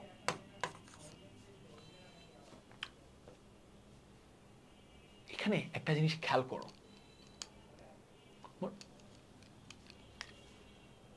এই পয়েন্টে তার কোনো বিভব শক্তি ছিল না। আমি ভ্যালুগুলো নিয়ে কেন আগাইলাম না, কারণ ভ্যালুগুলো তো আমি নিজের মতো করে বসাচ্ছি, সো আমি যে মেসেজটা দিতে যাচ্ছি ওই মেসেজটার সাথে নাও মিলতে পারে। ভ্যালুর ব্যাপারগুলো আমরা বাদ দিই, আমরা খালি একটা জিনিস বুঝি, এটা তো শিওর 0 হবে, 0 মিটার পার সেকেন্ড। আমরা ভ্যালুর ব্যাপারগুলো বাদ দিই, ভ্যালু নিয়ে আমরা চিন্তা করা বাদ দিই। এখানে আমরা ভ্যালু ধরে সামনে আগাইলে আমাদের ঝামেলা হবে। ঠিক আছে, শুধু আমরা এতটুকু বুঝি, এখানে কোনো বিভব শক্তি নাই, এখানে পুরাটাই গতিশক্তি। আর এখানে ভ্যালু বাদ দিই, এখানে কোনো গতিশক্তি নাই, পুরাটাই বিভব শক্তি। তার মানে কি দাঁড়াচ্ছে, তার মানে এখানকার গতিশক্তি পুরাটা শক্তির যেহেতু সৃষ্টি বা ধ্বংস হয় না, তা এখানে যে গতিশক্তিটা ছিল এখানে এসে 0 হয়ে গেল, তাহলে কি শক্তিটা ধ্বংস হয়ে গেছে? অথবা এখানে যে বিভব শক্তিটা একদমই 0 ছিল, এখানে এসে বিভব শক্তি ফুল হয়ে গেছে, এইচ এর একটা ভ্যালু আছে, এইচ এর অবভিয়াসলি একটা ভ্যালু থাকবে, এইচ তো 0 হবে না। তার মানে এখানে বিভব শক্তি কি উদ্ভব হলো, সৃষ্টি হলো? শক্তির তো সৃষ্টি কিংবা ধ্বংস নাই, তাহলে এখানে কেমনে গতিশক্তি 0 হয়ে গেল, এখানে গিয়ে বিভব শক্তি এখানে 0 গেল, এখানে গিয়ে কিভাবে ফুল হয়ে গেল, কেমনে? শক্তি রূপান্তরিত হয়েছে, এখানকার গতিশক্তিটা টোটালটা এখানে যাইতে যেতে বিভব শক্তিতে রূপান্তরিত হয়ে গেছে, ওই গতিশক্তিটা দিয়ে এখানে কাজ হয়েছে, ওই শক্তিটা খরচ হয়ে যেহেতু কাজ হয়েছে, ওই শক্তিটা এখানে বিভব শক্তি হিসেবে জমাইছে। আবার বলটাকে তুমি উপর থেকে ছেড়ে দাও, আবার বলটাকে তুমি উপর থেকে ছেড়ে দাও নিচে, আবার কি হবে, এখানে এসে দেখবা গতিশক্তি পুরোপুরি আছে, বিভব শক্তি নাই, আর এখানে গতিশক্তি নেই, বিভব শক্তি আছে, পুরোটা বিভব শক্তি রূপান্তরিত হয়ে গতিশক্তিতে রূপান্তরিত হয়ে যাবে। এখানে আবার সেম সিনারি হবে, আমরা গতিশক্তির মান পাবো, বিভব শক্তি এখানে 0 পাবো, ই কে আমরা পাবো বাট ইপি 0 পাবো, আর এখানে 0 পাবো, ইপি পাবো। তার মানে গতিশক্তি এবং বিভব শক্তি একটা থেকে আরেকটাতে চেঞ্জ হয়। এন্ড এখানে সবচেয়ে ইম্পর্টেন্ট যে টপিকটা সেটা হচ্ছে এখানে শক্তির নিত্যতা। নিত্যতাটা কি, এই পয়েন্টটাতে তুমি গতিশক্তি এবং বিভব শক্তি যোগ করো, যোগ করলে যত ভ্যালু পাবা, এই পয়েন্টটাতে দুইটা শক্তি যোগ করো, একই ভ্যালু পাবা। এই পয়েন্টে যদি সামহাও তুমি গতিশক্তি বিভব শক্তি কত, এখানে কিন্তু গতিশক্তিও থাকবে, বিভব শক্তিও থাকবে, কারণ উঠার পথে এখানে একটা ব্যাগও থাকবে আর উচ্চতাও থাকবে, দুইটাই থাকবে। এই পয়েন্টও গতিশক্তি বিভব শক্তির সমষ্টি সমান হবে, এই পয়েন্টও একই হবে, এই পয়েন্টও একই হবে। এই কেসের ক্ষেত্রে সেম, এই পয়েন্টে গতিশক্তি বিভব শক্তি টোটাল যত হবে এই পয়েন্টে ততই হবে, এই পয়েন্টও ততই হবে, টোটাল টোটাল টোটাল। তার মানে ভূমি থেকে একটা বস্তু উপরে একটা সার্টেন হাইটে ওঠার সময় অথবা সার্টেন হাইট থেকে ভূমিতে নামার সময় প্রতিটা পয়েন্টে গতিশক্তি এবং বিভব শক্তির সমষ্টি ধ্রুব থাকে। এই জিনিসটাকে বলে গতিশক্তি এবং বিভব শক্তির নিত্যতা। এখান থেকে প্রচুর পরিমাণে কোশ্চেন হয়, এখান থেকে সবচেয়ে বেশি কোশ্চেন হয় এমনি নিত্যতাটা দিয়ে একটা কোশ্চেন সলভ করতে দেয়, যে একটা বস্তুকে উপরের দিকে অত ব্যাগে ছুড়ে মারা হইলো, কত উচ্চতায় তার গতিশক্তি বিভব শক্তির হাফ হবে অথবা 1/3 হবে, এটা কোশ্চেন করে, অথবা বিভব শক্তি গতিশক্তির 1/3 কিংবা হাফ বা 5/2 গুণ হবে কত উচ্চতায়, ভূমি থেকে কত উচ্চতায়। এই কোশ্চেনটা হচ্ছে এই অধ্যায়ের সবচেয়ে বেশি বার আসা কোশ্চেন। তোমাদের কাছে এই কোশ্চেনটা সবচেয়ে বেশি কঠিন লাগে। এই ধরনের কোশ্চেন সলভ করার জন্য আমাদের এই কনসেপ্টটা ক্লিয়ার করা দরকার ছিল। ঠিক আছে, ডান। এটা ছোট একটা টপিক ছিল, বাট এটা মোস্ট ইম্পর্টেন্ট টপিক। এবার আমরা সত্যিকার অর্থেই বলতে পারি যে আমাদের আসলে শক্তির বিভিন্ন রূপ, গতিশক্তি, বিভব শক্তি, এগুলো এভরিথিং শেষ। গতিশক্তি, বিভব শক্তির যে নিত্যতা, সংরক্ষিত থাকার যে বিষয়টা, এখানে কিন্তু কোশ্চেন করে যে দেখাও যে এই প্রতিটা পয়েন্টে টোটাল শক্তি সংরক্ষিত আছে, তখন তোমাকে প্রতিটা পয়েন্টে গতিশক্তি, বিভব শক্তি ক্যালকুলেট করে দেখাইতে হবে। বিশেষ নইলে বিগত বছর বোর্ডের কোশ্চেন খুলে দেখো, এটা থেকে যদি সবচেয়ে বেশি কোশ্চেন না আসছে, আমাকে এসে ধরো, আমার কন্ট্যাক্ট তো তোমরা বের করতেই পারবা, ফেসবুক, টেলিগ্রাম, সব কিছুতে তোমরা চাইলে একটু চেষ্টা করলে বের করতে পারবা। ডান। তাহলে আমাদের এই সবগুলো টপিক পড়া শেষ। এবার আমি এতক্ষণ যা যা বললাম এগুলা বই থেকে পড়ে নাও। এই যে বইটা এখানে তুলে দিচ্ছি, আমি রিডিং পড়বো না, তোমরা প্রতিটা জিনিস আমি এখানে যা যা বললাম সব এখানে পাওয়া যাবা, তুমি একটু পজ করে পড়ে ফেলো।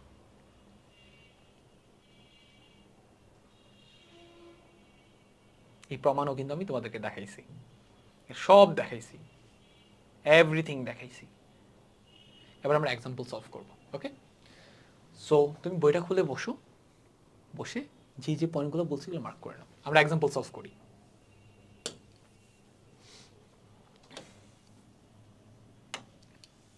দশ কেজি ভরের একটা স্থির বস্তুর উপর 10 সেকেন্ড ব্যাপী 10 নিউটন বল প্রয়োগ করা হয়েছে। একটা বস্তু আছে, এটার ভর 10 কেজি, এটা স্থির বস্তু, এটার আদিবেগ 0 মিটার পার সেকেন্ড। টাইম কতক্ষণ বল প্রয়োগ করা হয়েছে, ধরো এখান থেকে এখান পর্যন্ত বল প্রয়োগ করা হয়েছে, এখান থেকে এটা এখানে পৌঁছাইছে, এই টাইমটুকু হচ্ছে t = 10 সেকেন্ড। এন্ড যে বলটা প্রয়োগ করা হয়েছে সেই বলের মান হচ্ছে 10 নিউটন।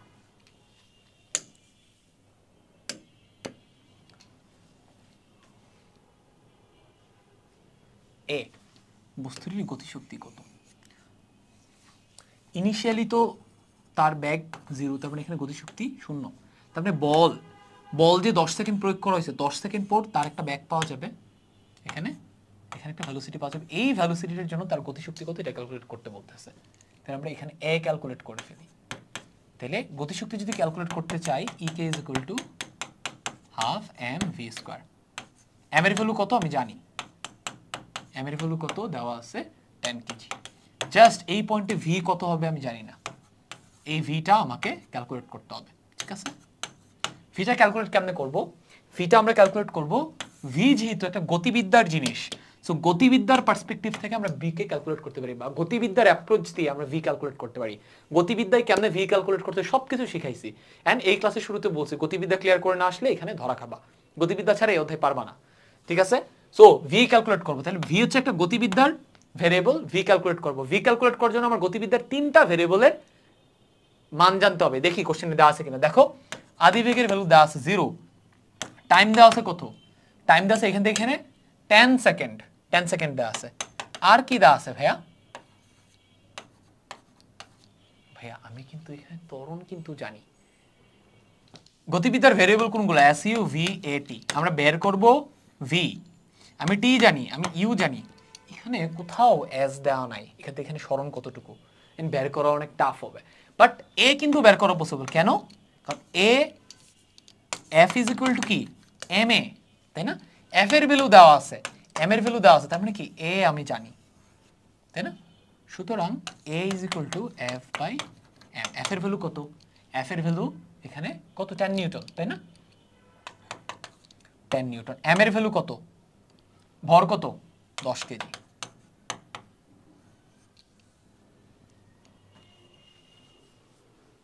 তার মানে আমরা 10/10 কাটলে পাচ্ছি 1 মিটার সেকেন্ড ইনভার্স 2। এটা হচ্ছে ত্বরণের একক। এখান থেকে দেখে আবার ত্বরণ বসাইতে, ত্বরণের একক বসাইতে চাও না, এটাই ত্বরণের একক 1 মিটার সেকেন্ড ইনভার্স 2। তাহলে এখান থেকে ভি বের করে ফেলতে পারবো, ইউ জানি, টি জানি, এ জানি, ভি তো অনায়াসে বের করা যাবে। গতিবিদ্যার 4টা ইকুয়েশন লেখো, v is equal to u plus at, s is equal to u plus v by 2 into t, s is equal to ut plus half at square, v square is equal to u square plus twice s। কোন ইকুয়েশনটা use করব? এটা use করতে হলে s লাগে, এটার জন্য s লাগে, এটার জন্য s লাগে, s s s অনলি এটা ইউজ করে আমরা v খুব ইজিলি ক্যালকুলেট করে ফেলতে পারি, কারণ আমি u জানি, আমি a জানি, আমি t জানি। তাহলে এখান থেকে v ক্যালকুলেট করে ফেলো, এখান থেকে সুন্দর করে ভিটা ক্যালকুলেট করে ফেলো। v is equal to u 0, a হচ্ছে 1, t হচ্ছে 10, তার মানে এখানে হচ্ছে 10 মিটার পার সেকেন্ড পাবো। তার মানে এখানে বসাই দাও, হাফ ইন্টু 10 ইন্টু 10 স্কোয়ার। যেহেতু গতিশক্তি মাপতেছি অ্যান্সারটা চলে আসবে।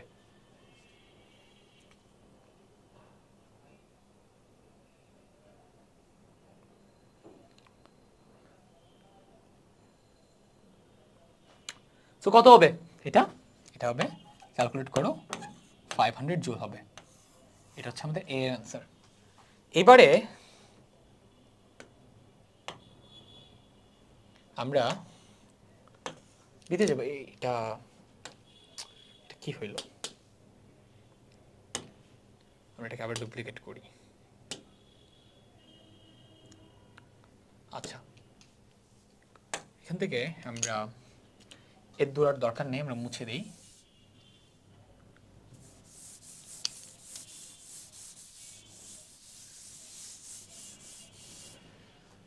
এখানে আমাদেরকে বিতে কি ক্যালকুলেট করতে বলছে, 20 সেকেন্ড পরে গতিশক্তি কত।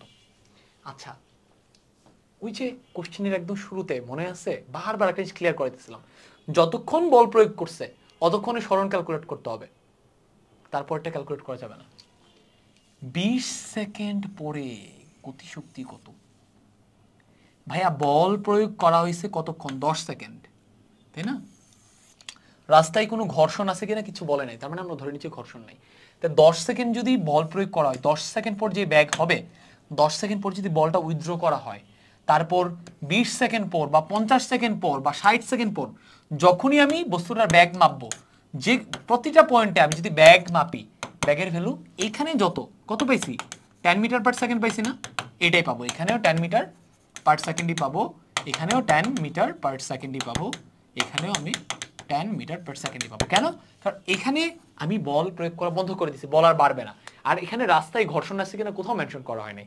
তার মানে 20 সেকেন্ড পর, 30 সেকেন্ড পর, 40 সেকেন্ড পর প্রতিটা পয়েন্টেই তার ব্যাগ 10 মিটার পার সেকেন্ড হবে। তার মানে 20 সেকেন্ড পরও তার গতিশক্তি আগেরটাই হবে, কত?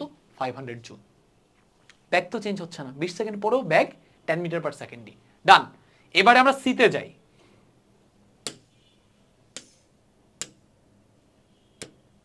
সিতে আমাদেরকে কি বলতেছে আমরা একটু দেখি।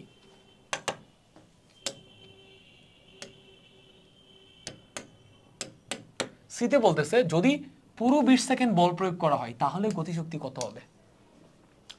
তো এবার 10 সেকেন্ড না, এবার এখান থেকে শুরু করে 20 সেকেন্ড পর্যন্ত যদি বল প্রয়োগ করা হয়, তো 20 সেকেন্ডে 20 সেকেন্ড পর ফাইনাল ভেলোসিটি কত হবে? ওই ভি দিয়ে আমরা গতিশক্তি মাপবো, হাফ এম ভি স্কোয়ারে, হাফ এম ভি 20 স্কোয়ার, মানে 20 সেকেন্ড পর ব্যাকটা বসাবো। এনার্জি অফ কিনেটিক, এখানে কি আমি ইপি লিখছিলাম না কে লিখছিলাম? একে লিখছিলাম, এনার্জি অফ কিনেটিক বা কিনেটিক এনার্জি, ঠিক আছে, বা কাইনেটিক এনার্জি। তাহলে ভি কত হবে? ভি ক্যালকুলেট করার জন্য দেখো ভাই, ইউ দেওয়া আছে 0, এ দেওয়া আছে, এ ওই আগেরটাই হবে। এ ইজ ইকুয়াল টু কি? এফ বাই এম না? এফ তো 10 নিউটনই আছে, এম তো 10 কেজি আছে, জাস্ট সময়টুকু বাড়ানো হয়েছে, এত আর চেঞ্জ হবে না, 1ই হবে, 1 মিটার সেকেন্ড ইনভার্স 2। আর কি দেওয়া আছে? টাইম দেওয়া আছে, এবার টাইম 10-এর জায়গাতে 20 সেকেন্ড হবে, বসাই দাও। V is equal to U plus a t, calculate করো, এটা 0 হবে, এ কত 1, টি হচ্ছে 20, তার মানে পাবো 20 metre per second. 20 second back বল প্রয়োগ করলে আমরা তখন 20 সেকেন্ড পর পাবো 20 মিটার পার সেকেন্ড। এরপর যদি বল প্রয়োগ করা বন্ধ করে দিই, তারপর প্রতিটা পয়েন্টে আমি 20 মিটার পার সেকেন্ড করেই পাবো, কারণ ঘর্ষণও নাই আর আমি নিজেও কোনো বল প্রয়োগ করতেছি না। তাহলে এটা কত হবে? হাফ ইন্টু ভর কত?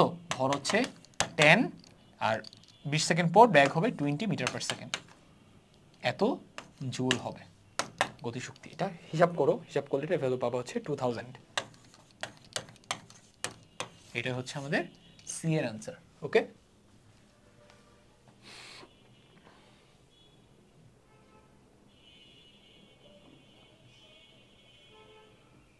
এখানে তুমি বইয়ের অ্যান্সার দেখতে পাচ্ছ, এই ক্লাসের মাধ্যমে তোমার বইও পড়া হয়ে যাবে। ঠিক আছে, আর কোনো কোশ্চেন কি আছে? না, আর কোনো কোশ্চেন দেখতে পাচ্ছি না। এই কোশ্চেনটা ওরা যে করলো কাজটা খুবই জঘন্য করছে, সেটা হচ্ছে এটার উত্তরটা এখানে ইনক্লুড করে দিছে। আমার তো এটা তোমাকে উত্তর ছাড়া একবার সলভ করে দেওয়া উচিত, তাই না? সো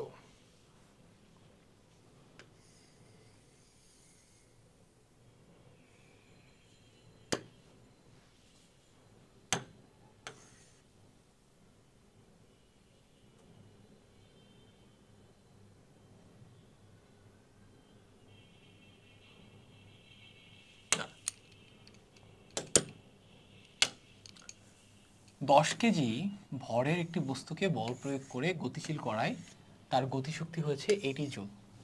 বস্তুটির ব্যাগ কত? দেখো গতিশক্তি দেওয়া আছে, ইকে দেওয়া আছে, ভর দেওয়া আছে, বস্তুটার ব্যাগ জানতে চাইছে। তো ইকে আর এমবি এর মধ্যে সম্পর্ক কোনটা? এটা EK is equal to half M B square. তোমরা জানো এখানে তিনটা ভেরিয়েবল আছে, একটা দুটা তিনটা, যে কোনো দুইটা জানলে আমরা অপরটা বের করতে পারি। ইকে জানি, এম জানি, এখানে ভি ক্যালকুলেট করা যাবে। ঠিক আছে, V square is equal to twice EK by M. সুতরাং ভি ইজ ইকুয়াল টু কি হবে? সুতরাং V is equal to root over এটা বসাই দাও। 2 ইন্টু ইকে এর ভ্যালু কত? ইকে এর ভ্যালু দেওয়া আছে 80 জুল আর এম এর ভ্যালু দেওয়া আছে 10 কেজি। হিসাব করো, হিসাব করলে যেটা হয় এটা অ্যান্সার। হিসাব করো ক্যালকুলেটর নিয়ে, এটা হবে 4 মিটার পার সেকেন্ড। এটা answer, as simple as this. অ্যান্সারটা তুমি এখানে দেখতে পাচ্ছ। বিভব শক্তি নিয়ে যা যা বলছি সবকিছু তুমি এই জায়গাটা পড়লে ক্লিয়ার হয়ে যাবে। স্প্রিং রিলেটেড এভরিথিং এখানে দেখানো আছে। এখানে আমাদেরকে একটা নিজে করো সমস্যা দিচ্ছে, তাহলে এটা আমরা একটু নিজে দেখি করতে পারি কিনা। স্প্রিংকে এক্স দ্রুত সংকুচিত কিংবা প্রসারিত করলে সেটি F is equal to minus K X বল প্রয়োগ করে, এটা আমরা দেখাইছি। এটি ব্যবহার করে V is equal half K X square বের করা সম্ভব। তুমি কি বের করতে পারবে? যেহেতু বলটি স্প্রিং এর দৈর্ঘ্যের উপর নির্ভর করে, তাই গড় বল বের করে মোট দূরত্ব গুণ দাও। সো এই সূত্রটা গড় বলের কনসেপ্ট দিয়ে করা যায়, অতটা অ্যাকুরেট হয় না। সবচেয়ে বেটার হয় ক্যালকুলাসের কনসেপ্ট দিয়ে করলে। তুমি যেটা করতে পারো ভালো, না করতে পারলে কোনো সমস্যা নেই। তোমার এই ক্লাসে এখান থেকে কোনো কোশ্চেন করা হবে না। বিশ্বাস না হলে বিগত 7 বছরের কোশ্চেন দেখো, কোথাও এই সূত্রের প্রমাণ আসে নাই, আসবে না। ঠিক আছে, সো এটা যদি পারো বেটার, না পারলে কোনো সমস্যা নেই। তুমি ইউটিউব থেকে দেখো হাফ কে এক্স স্কয়ার প্রমাণ কতভাবে করা যায়। এখানে একটা উদাহরণ আছে, আমরা উদাহরণটা সলভ করি। 10 কেজি ভরের একটি বস্তু 10 মিটার পার সেকেন্ড ব্যাগে একটি স্প্রিং এর উপর পড়লো। স্প্রিং ধ্রুবক, তাই এখানে আমি চিত্র ডাকি। একটা স্প্রিং আছে এখানে, এই স্প্রিংটার উপর একটা বস্তু এসে পড়ছে। যেই মোমেন্টে বস্তুটা এসে এখানে হিট করছে এই স্প্রিংটাকে, ওই মোমেন্টে তার ভেলোসিটি হচ্ছে 10 মিটার পার সেকেন্ড। তার মানে সে কত গতিশক্তি নিয়ে এই পয়েন্টে হিট করছে এটা কিন্তু আমি জানি, half M B square. M এর ভ্যালু আমি জানি, এম কত? 10 কেজি, এটাও আমি জানি। স্প্রিং ধ্রুবক, এটা স্প্রিং ধ্রুবক, কে এর ভ্যালু আমি জানি, কে এর ভ্যালু কত? 100 কে, 1 লাখ, 1 লাখ, 100, 1 2 3, এটা ইউনিট আছে joule meter inverse 2, joule meter inverse 2। So একক দেখে ভরকানোর কিছু নাই, জুল মিটার ইনভার্স 2 যে কথা, নিউটন পার মিটার একই কথা। এখানে কোনো কিছু পেঁচাবে না, ঠিক আছে? তুমি শিওর থাকতে পারো এখানে কোনো কিছু পেঁচাবে না। ওকে,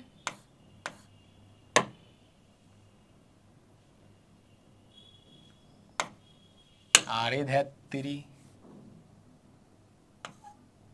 Newton metre per metre. So আমি এককটা ইচ্ছা করেই ওইটাতে লিখলাম, এটা বোঝানোর জন্য যে দুইটা কি। স্প্রিংটা কতটুকু সংকুচিত হবে এটা আমাদেরকে জানতে চাওয়া হচ্ছে। স্প্রিংটা কতটুকু সংকুচিত হবে ভাইয়া? স্প্রিংটা ধরো এখান থেকে এখান পর্যন্ত এক্স পরিমাণ সংকুচিত হইল, এক্স এর ভ্যালু বের করতে বলতেছে। দেখো স্প্রিংটার উপর কতটুকু কাজ করা হচ্ছে এটা কিন্তু আমরা জানি। কেন জানি? আঘাত করার মুহূর্তে তার মধ্যে গতিশক্তি যত ছিল ওই টোটাল গতিশক্তিটা এখানে কাজে রূপান্তরিত হবে, ওই টোটাল শক্তিটা দিয়ে এটাকে সংকুচিত করবে, ওই শক্তিটাই টোটালটা খরচ হবে কাজের জন্য। তাহলে এখানে কতটুকু কৃতকাজ হয়েছে এটা কিন্তু বের করতে পারি, অথবা যতটুকু কৃতকাজ হয়েছে স্প্রিংটার মধ্যে কতটুকু ততটুকু কিন্তু বিভব শক্তি জমা হবে। তার মানে স্প্রিংয়ে সঞ্চিত বিভব শক্তি আমি বের করতে পারি, বা স্প্রিংটাতে এখানে কতটুকু কাজ হবে এটা বের করতে পারি। সেটার পরিমাণ কত? সেটার পরিমাণ হচ্ছে এই পয়েন্টে গতিশক্তির সমান। এখানে গতিশক্তি যত অতটুকুই কাজ হবে, অতটুকুই বিভব শক্তি এখানে জমা হবে। তার মানে আমি বলতে পারি স্প্রিংয়ে সঞ্চিত হওয়া potential energy is equal to half K x square. আমি একটাই ফর্মুলা জানি, এটা ইজ ইকুয়াল টু কত? এই পয়েন্টে গতিশক্তি হাফ এম ভি স্কোয়ার। আমাদেরকে বের করতে বলতেছে কতটুকু সংকুচিত হবে, হাফ হাফ কাইটা দাও, এক্স বের করবো তাই না, root over M V square.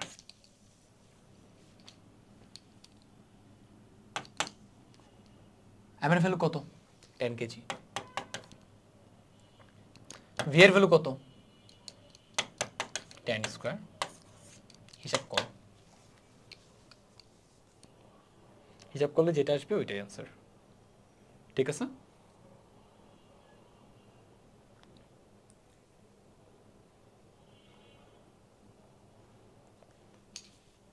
এখানে একটা ঝামেলা আছে, আমরা ছোট একটা সিলি মিস্টেক করছি।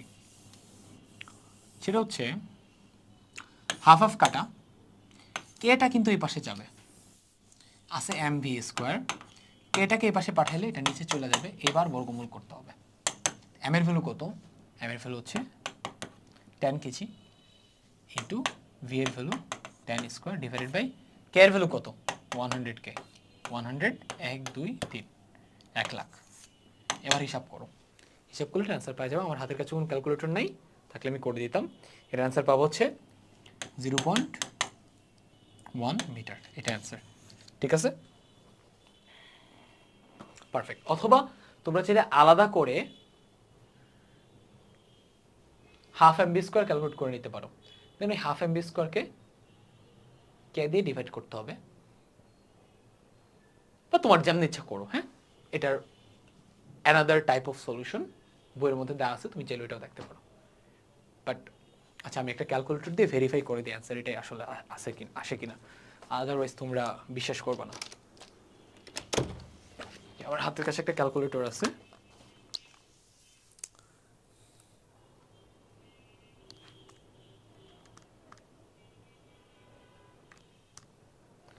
অন্যটা নিয়ে আসি।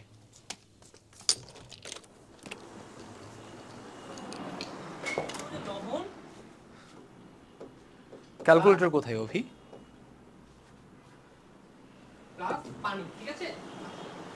ক্যালকুলেটরটা কোথায়?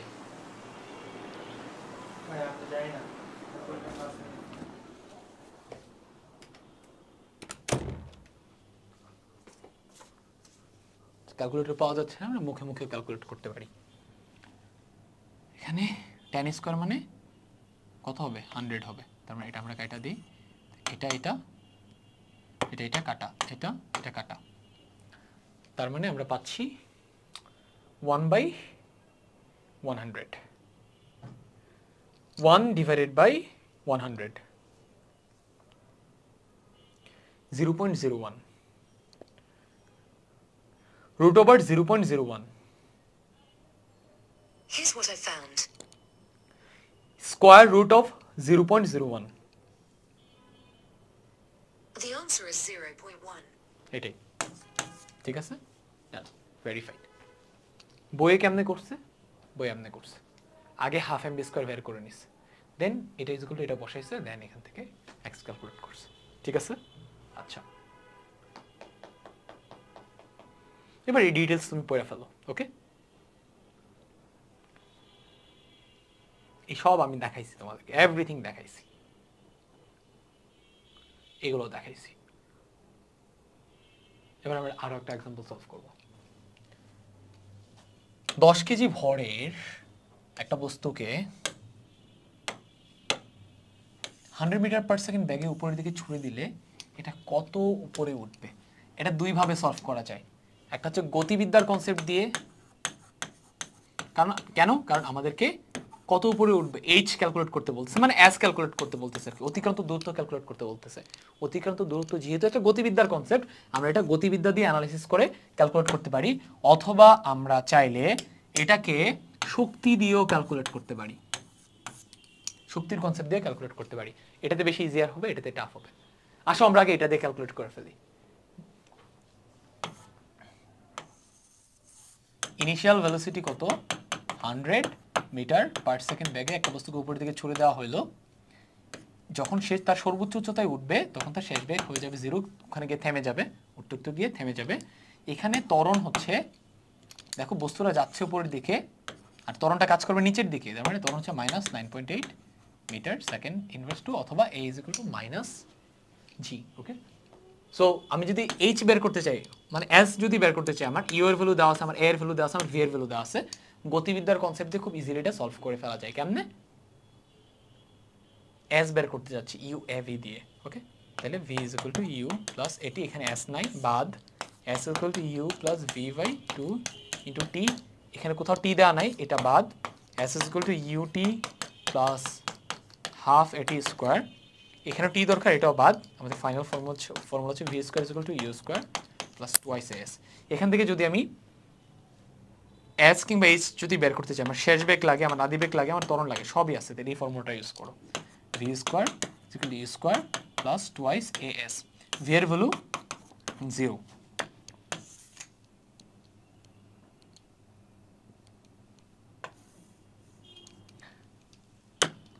v এর ভ্যালু 0, u এর ভ্যালু কত? u এর ভ্যালু 100 স্কয়ার প্লাস 2 ইনটু, এখানে ত্বরণ কিন্তু ঋণাত্মক 9.8, এন্ড h কত? h টা আমরা বের করতে যাচ্ছি, s মানে এখানে h, ওকে? তাইলে h = -100 স্কয়ার, এটাই পাশে গেলে -100 স্কয়ার হয়ে যাবে, divided by -2 into 9.8, minus minus কাটা, 100 square divided by 2 into 9.8, That would be 5,000. 5000 meter. দেখি তো এটা কত আসে।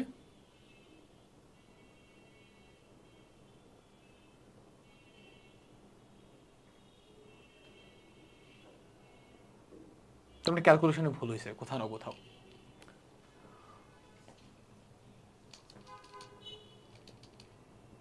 100 মিটার পার সেকেন্ড বেগে উপরের দিকে ছুড়ে দেওয়া হয়েছে, এটা কত উপরে উঠবে?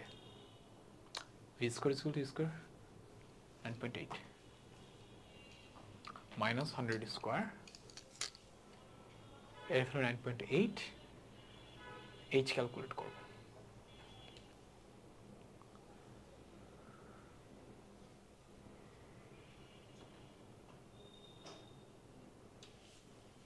আমি তো এখানে কোথাও ভুল দেখতে পাচ্ছি না। Initial velocity 100 meter per second, okay fine, ত্বরণ -9.8, শেষ বেগ 0, h ক্যালকুলেট করব, u এর ভ্যালু জানি, এটা 9.8, v 0, ব্যাগের উপরে দিকে ছুটে এটা কত উপরে উঠবে? v 0, সেক্ষেত্রে h যদি ক্যালকুলেট করতে চাই 100 ডিভাইডেড বাই, ঠিকই তো আছে, 100 স্কয়ার, It's 10,000.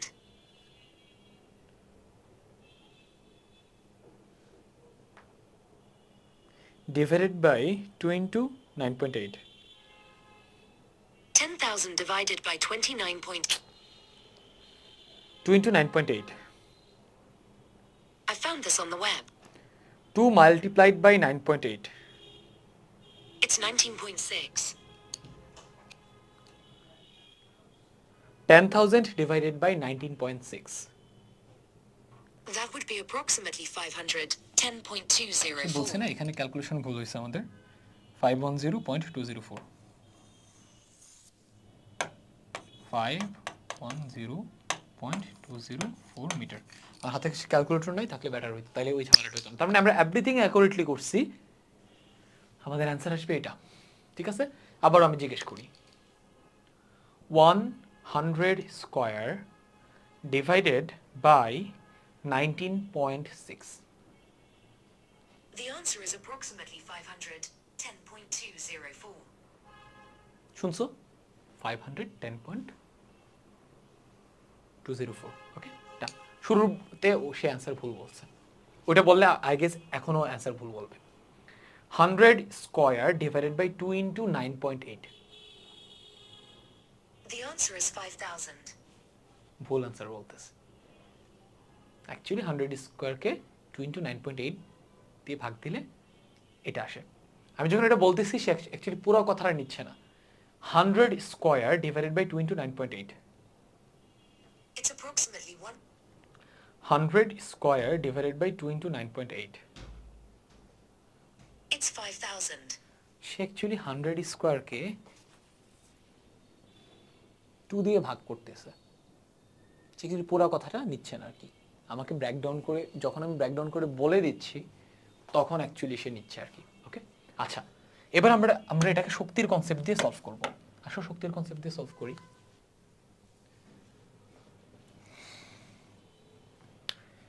এই পয়েন্টে তার গতিশক্তি কত? Half M U square. এটার ভ্যালু আমি টোটালটাই জানি।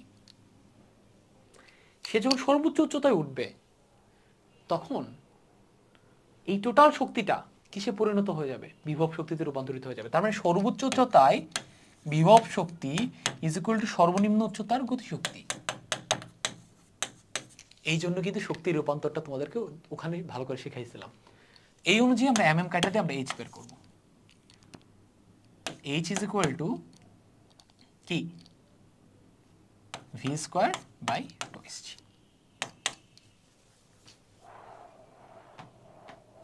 এখানে দেখো একই ক্যালকুলেশন আসছে। এটা ইউ হবে half M U square. Initially তার গতিশক্তি হাফ এম ইউ স্কয়ার। তো দেখো U square by twice G আসছে। এখানে কি U square by twice G কিন্তু ছিল। তো যেমনেই করি না কেন অ্যান্সার সেম আসবে। তাহলে ইউ স্কয়ার আদি বেগ কত? 100 স্কয়ার ডিভাইডেড বাই 2 ইন্টু 9.8।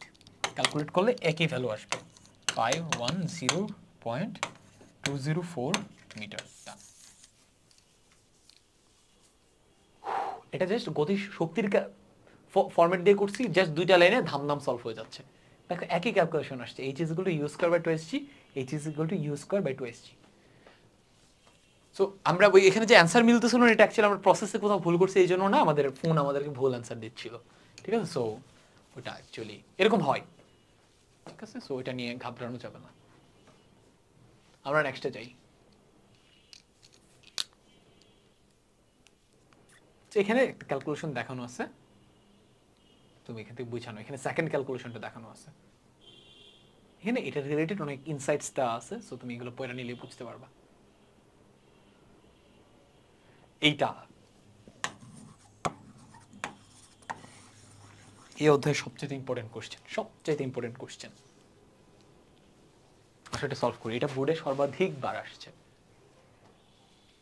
এটা সলভ করার জন্য যে কিছুক্ষণ আগে বিভব শক্তি এবং গতিশক্তির রূপান্তর এবং নিত্যতা প্রতিটা পয়েন্টে যে টোটাল শক্তি ইকুয়াল থাকবে, এই কনসেপ্টটা বুঝাইছিলাম না, এটা এখন লাগবে। আসলে এটা সলভ করি। 5 কেজি ভরের একটি বস্তুকে এখান থেকে আদিবেগ 50 মিটার পার সেকেন্ড বেগের পরিধিকে ছুড়ে দিলাম।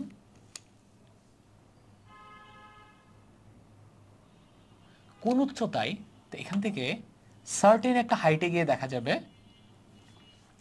গতিশক্তিটা কমে বিভব শক্তিতে রূপান্তরিত হয়ে গেছে। একটা এখানে গতিশক্তি ম্যাক্স, বিভব শক্তি 0। উঠতেছে গতিশক্তি কমতেছে বিভব শক্তি বাড়তেছে, গতিশক্তি কমতেছে বিভব শক্তি বাড়তেছে। এমন একটা পয়েন্ট পাওয়া যাবে যেখানে গতিশক্তি বিভব শক্তি ইকুয়াল হবে। উঠতেছে এবার বিভব শক্তি বাড়তেছে, গতিশক্তি আরো কমতেছে, গতিশক্তি কমতেছে বিভব শক্তি বাড়তেছে, গতিশক্তি 0, বিভব শক্তি ম্যাক্স। ব্যাপারটা কিন্তু এমনই ঘটে, ঠিক আছে? আচ্ছা, কত উচ্চতায় গতিশক্তি বিভব শক্তি সমান হবে?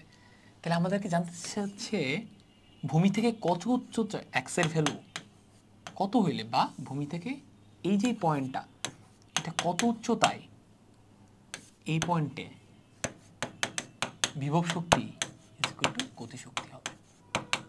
এটাই হচ্ছে আমাদের এখানকার কি পয়েন্ট, যেটা দিয়ে আমরা এই কোশ্চেনটা সলভ করব।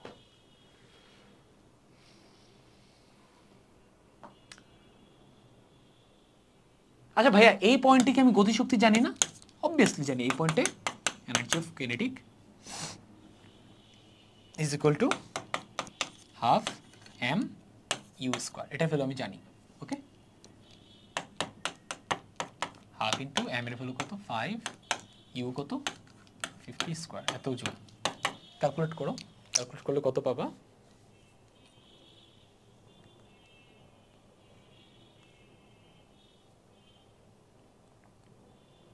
6250 পাবা, 6250 জুল।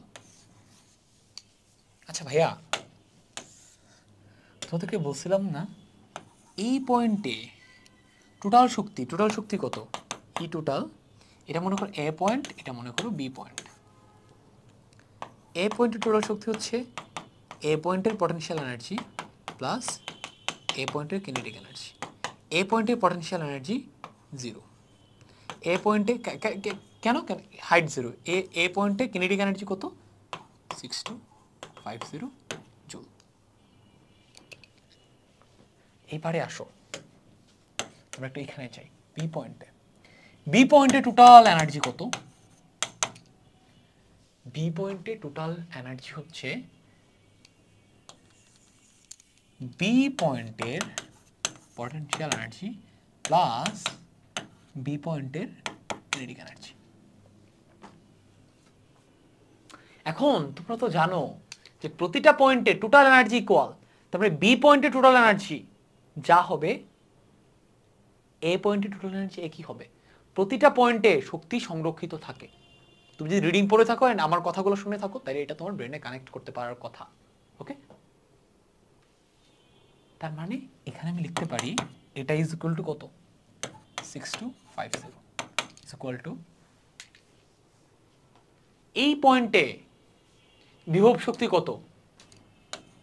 mgh, কারণ এখান থেকে এইচ উচ্চতায় নিতে যতটুকু কাজ করতে হচ্ছে এতটুকুই তার মধ্যে সঞ্চিত বিভব শক্তি, হচ্ছে বি পয়েন্টে বিভব শক্তি প্লাস এই ভাই এখানে বলে দিছে না বি পয়েন্টের বিভব শক্তি আর গতিশক্তি সমান, তার মানে বি পয়েন্টের গতিশক্তিটাও কি বি পয়েন্টের বিভব শক্তির সমান। জাস্ট আমরা ইপি কে এর জায়গাতে ইপি, এটা হচ্ছে বি পয়েন্টের বিভব শক্তি, এটা হচ্ছে বি পয়েন্টের গতিশক্তি। ওকে, তো আমরা জাস্ট ই কে বি এর জায়গাতে ইপিবি বসাই দিচ্ছি, যেহেতু দুটো সমান। ওই যে বলছিলাম না এটা আমাদের কি পয়েন্ট হবে, এটাতে আমরা সলভ করব। এটা দেখো হয়ে গেছে। তাইলে আমরা পাচ্ছি 2 mgh is equal to 6250, সুতরাং h is equal to 6250 divided by twice into mg, m এর ভ্যালু কত? 5 kg,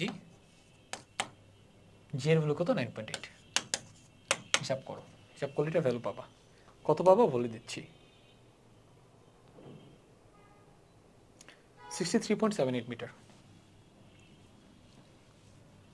63.78 মিটার, এটাই আমাদের অ্যান্সার। ওকে, তাহলে এটা কত আসবে? এটা আসবে হচ্ছে 63.78 মিটার। তাহলে এটা কেমনে সলভ করলাম? আবার মনোযোগ দিয়ে শোনো। এই পয়েন্টের টোটাল শক্তি আমি জানি, তাহলে এই পয়েন্টের টোটাল শক্তি আমি জানি, লিখলাম। এই পয়েন্টের টোটাল শক্তি কত? এই পয়েন্টের গতিশক্তি প্লাস বিভব শক্তি। এখন এই পয়েন্টের টোটাল শক্তিটাতে বি পয়েন্টের টোটাল শক্তিটার জায়গাতে আমি এই পয়েন্টের টোটাল শক্তি বসাই দিতে পারলাম, বসাই দিয়েছি। আমার বের করা দরকার এইচ। এইচ কোথায় পাওয়া যাবে? টোটাল শক্তি মানে কি? বিভব শক্তি প্লাস গতিশক্তি। বিভব শক্তির মধ্যেই তো এইচ আছে, এখান থেকে এইচ ক্যালকুলেট করবো। বাট গতিশক্তির এই পয়েন্টে গতিশক্তি তো আমি জানি না, জানি এই পয়েন্টে বিভব শক্তি গতিশক্তি একই। যেহেতু আমরা এইচ বের করবো, সো আমার গতিশক্তির মধ্যে কোনো এইচ নাই, এটাকে রিপ্লেস করে দিব বিভব শক্তি দিয়ে, কারণ বিভব শক্তিতে এইচ আছে, রিপ্লেস করে দিলাম। দেন বাকি ক্যালকুলেশন আশা করি বুঝতে পারছো। ওকে, ডান।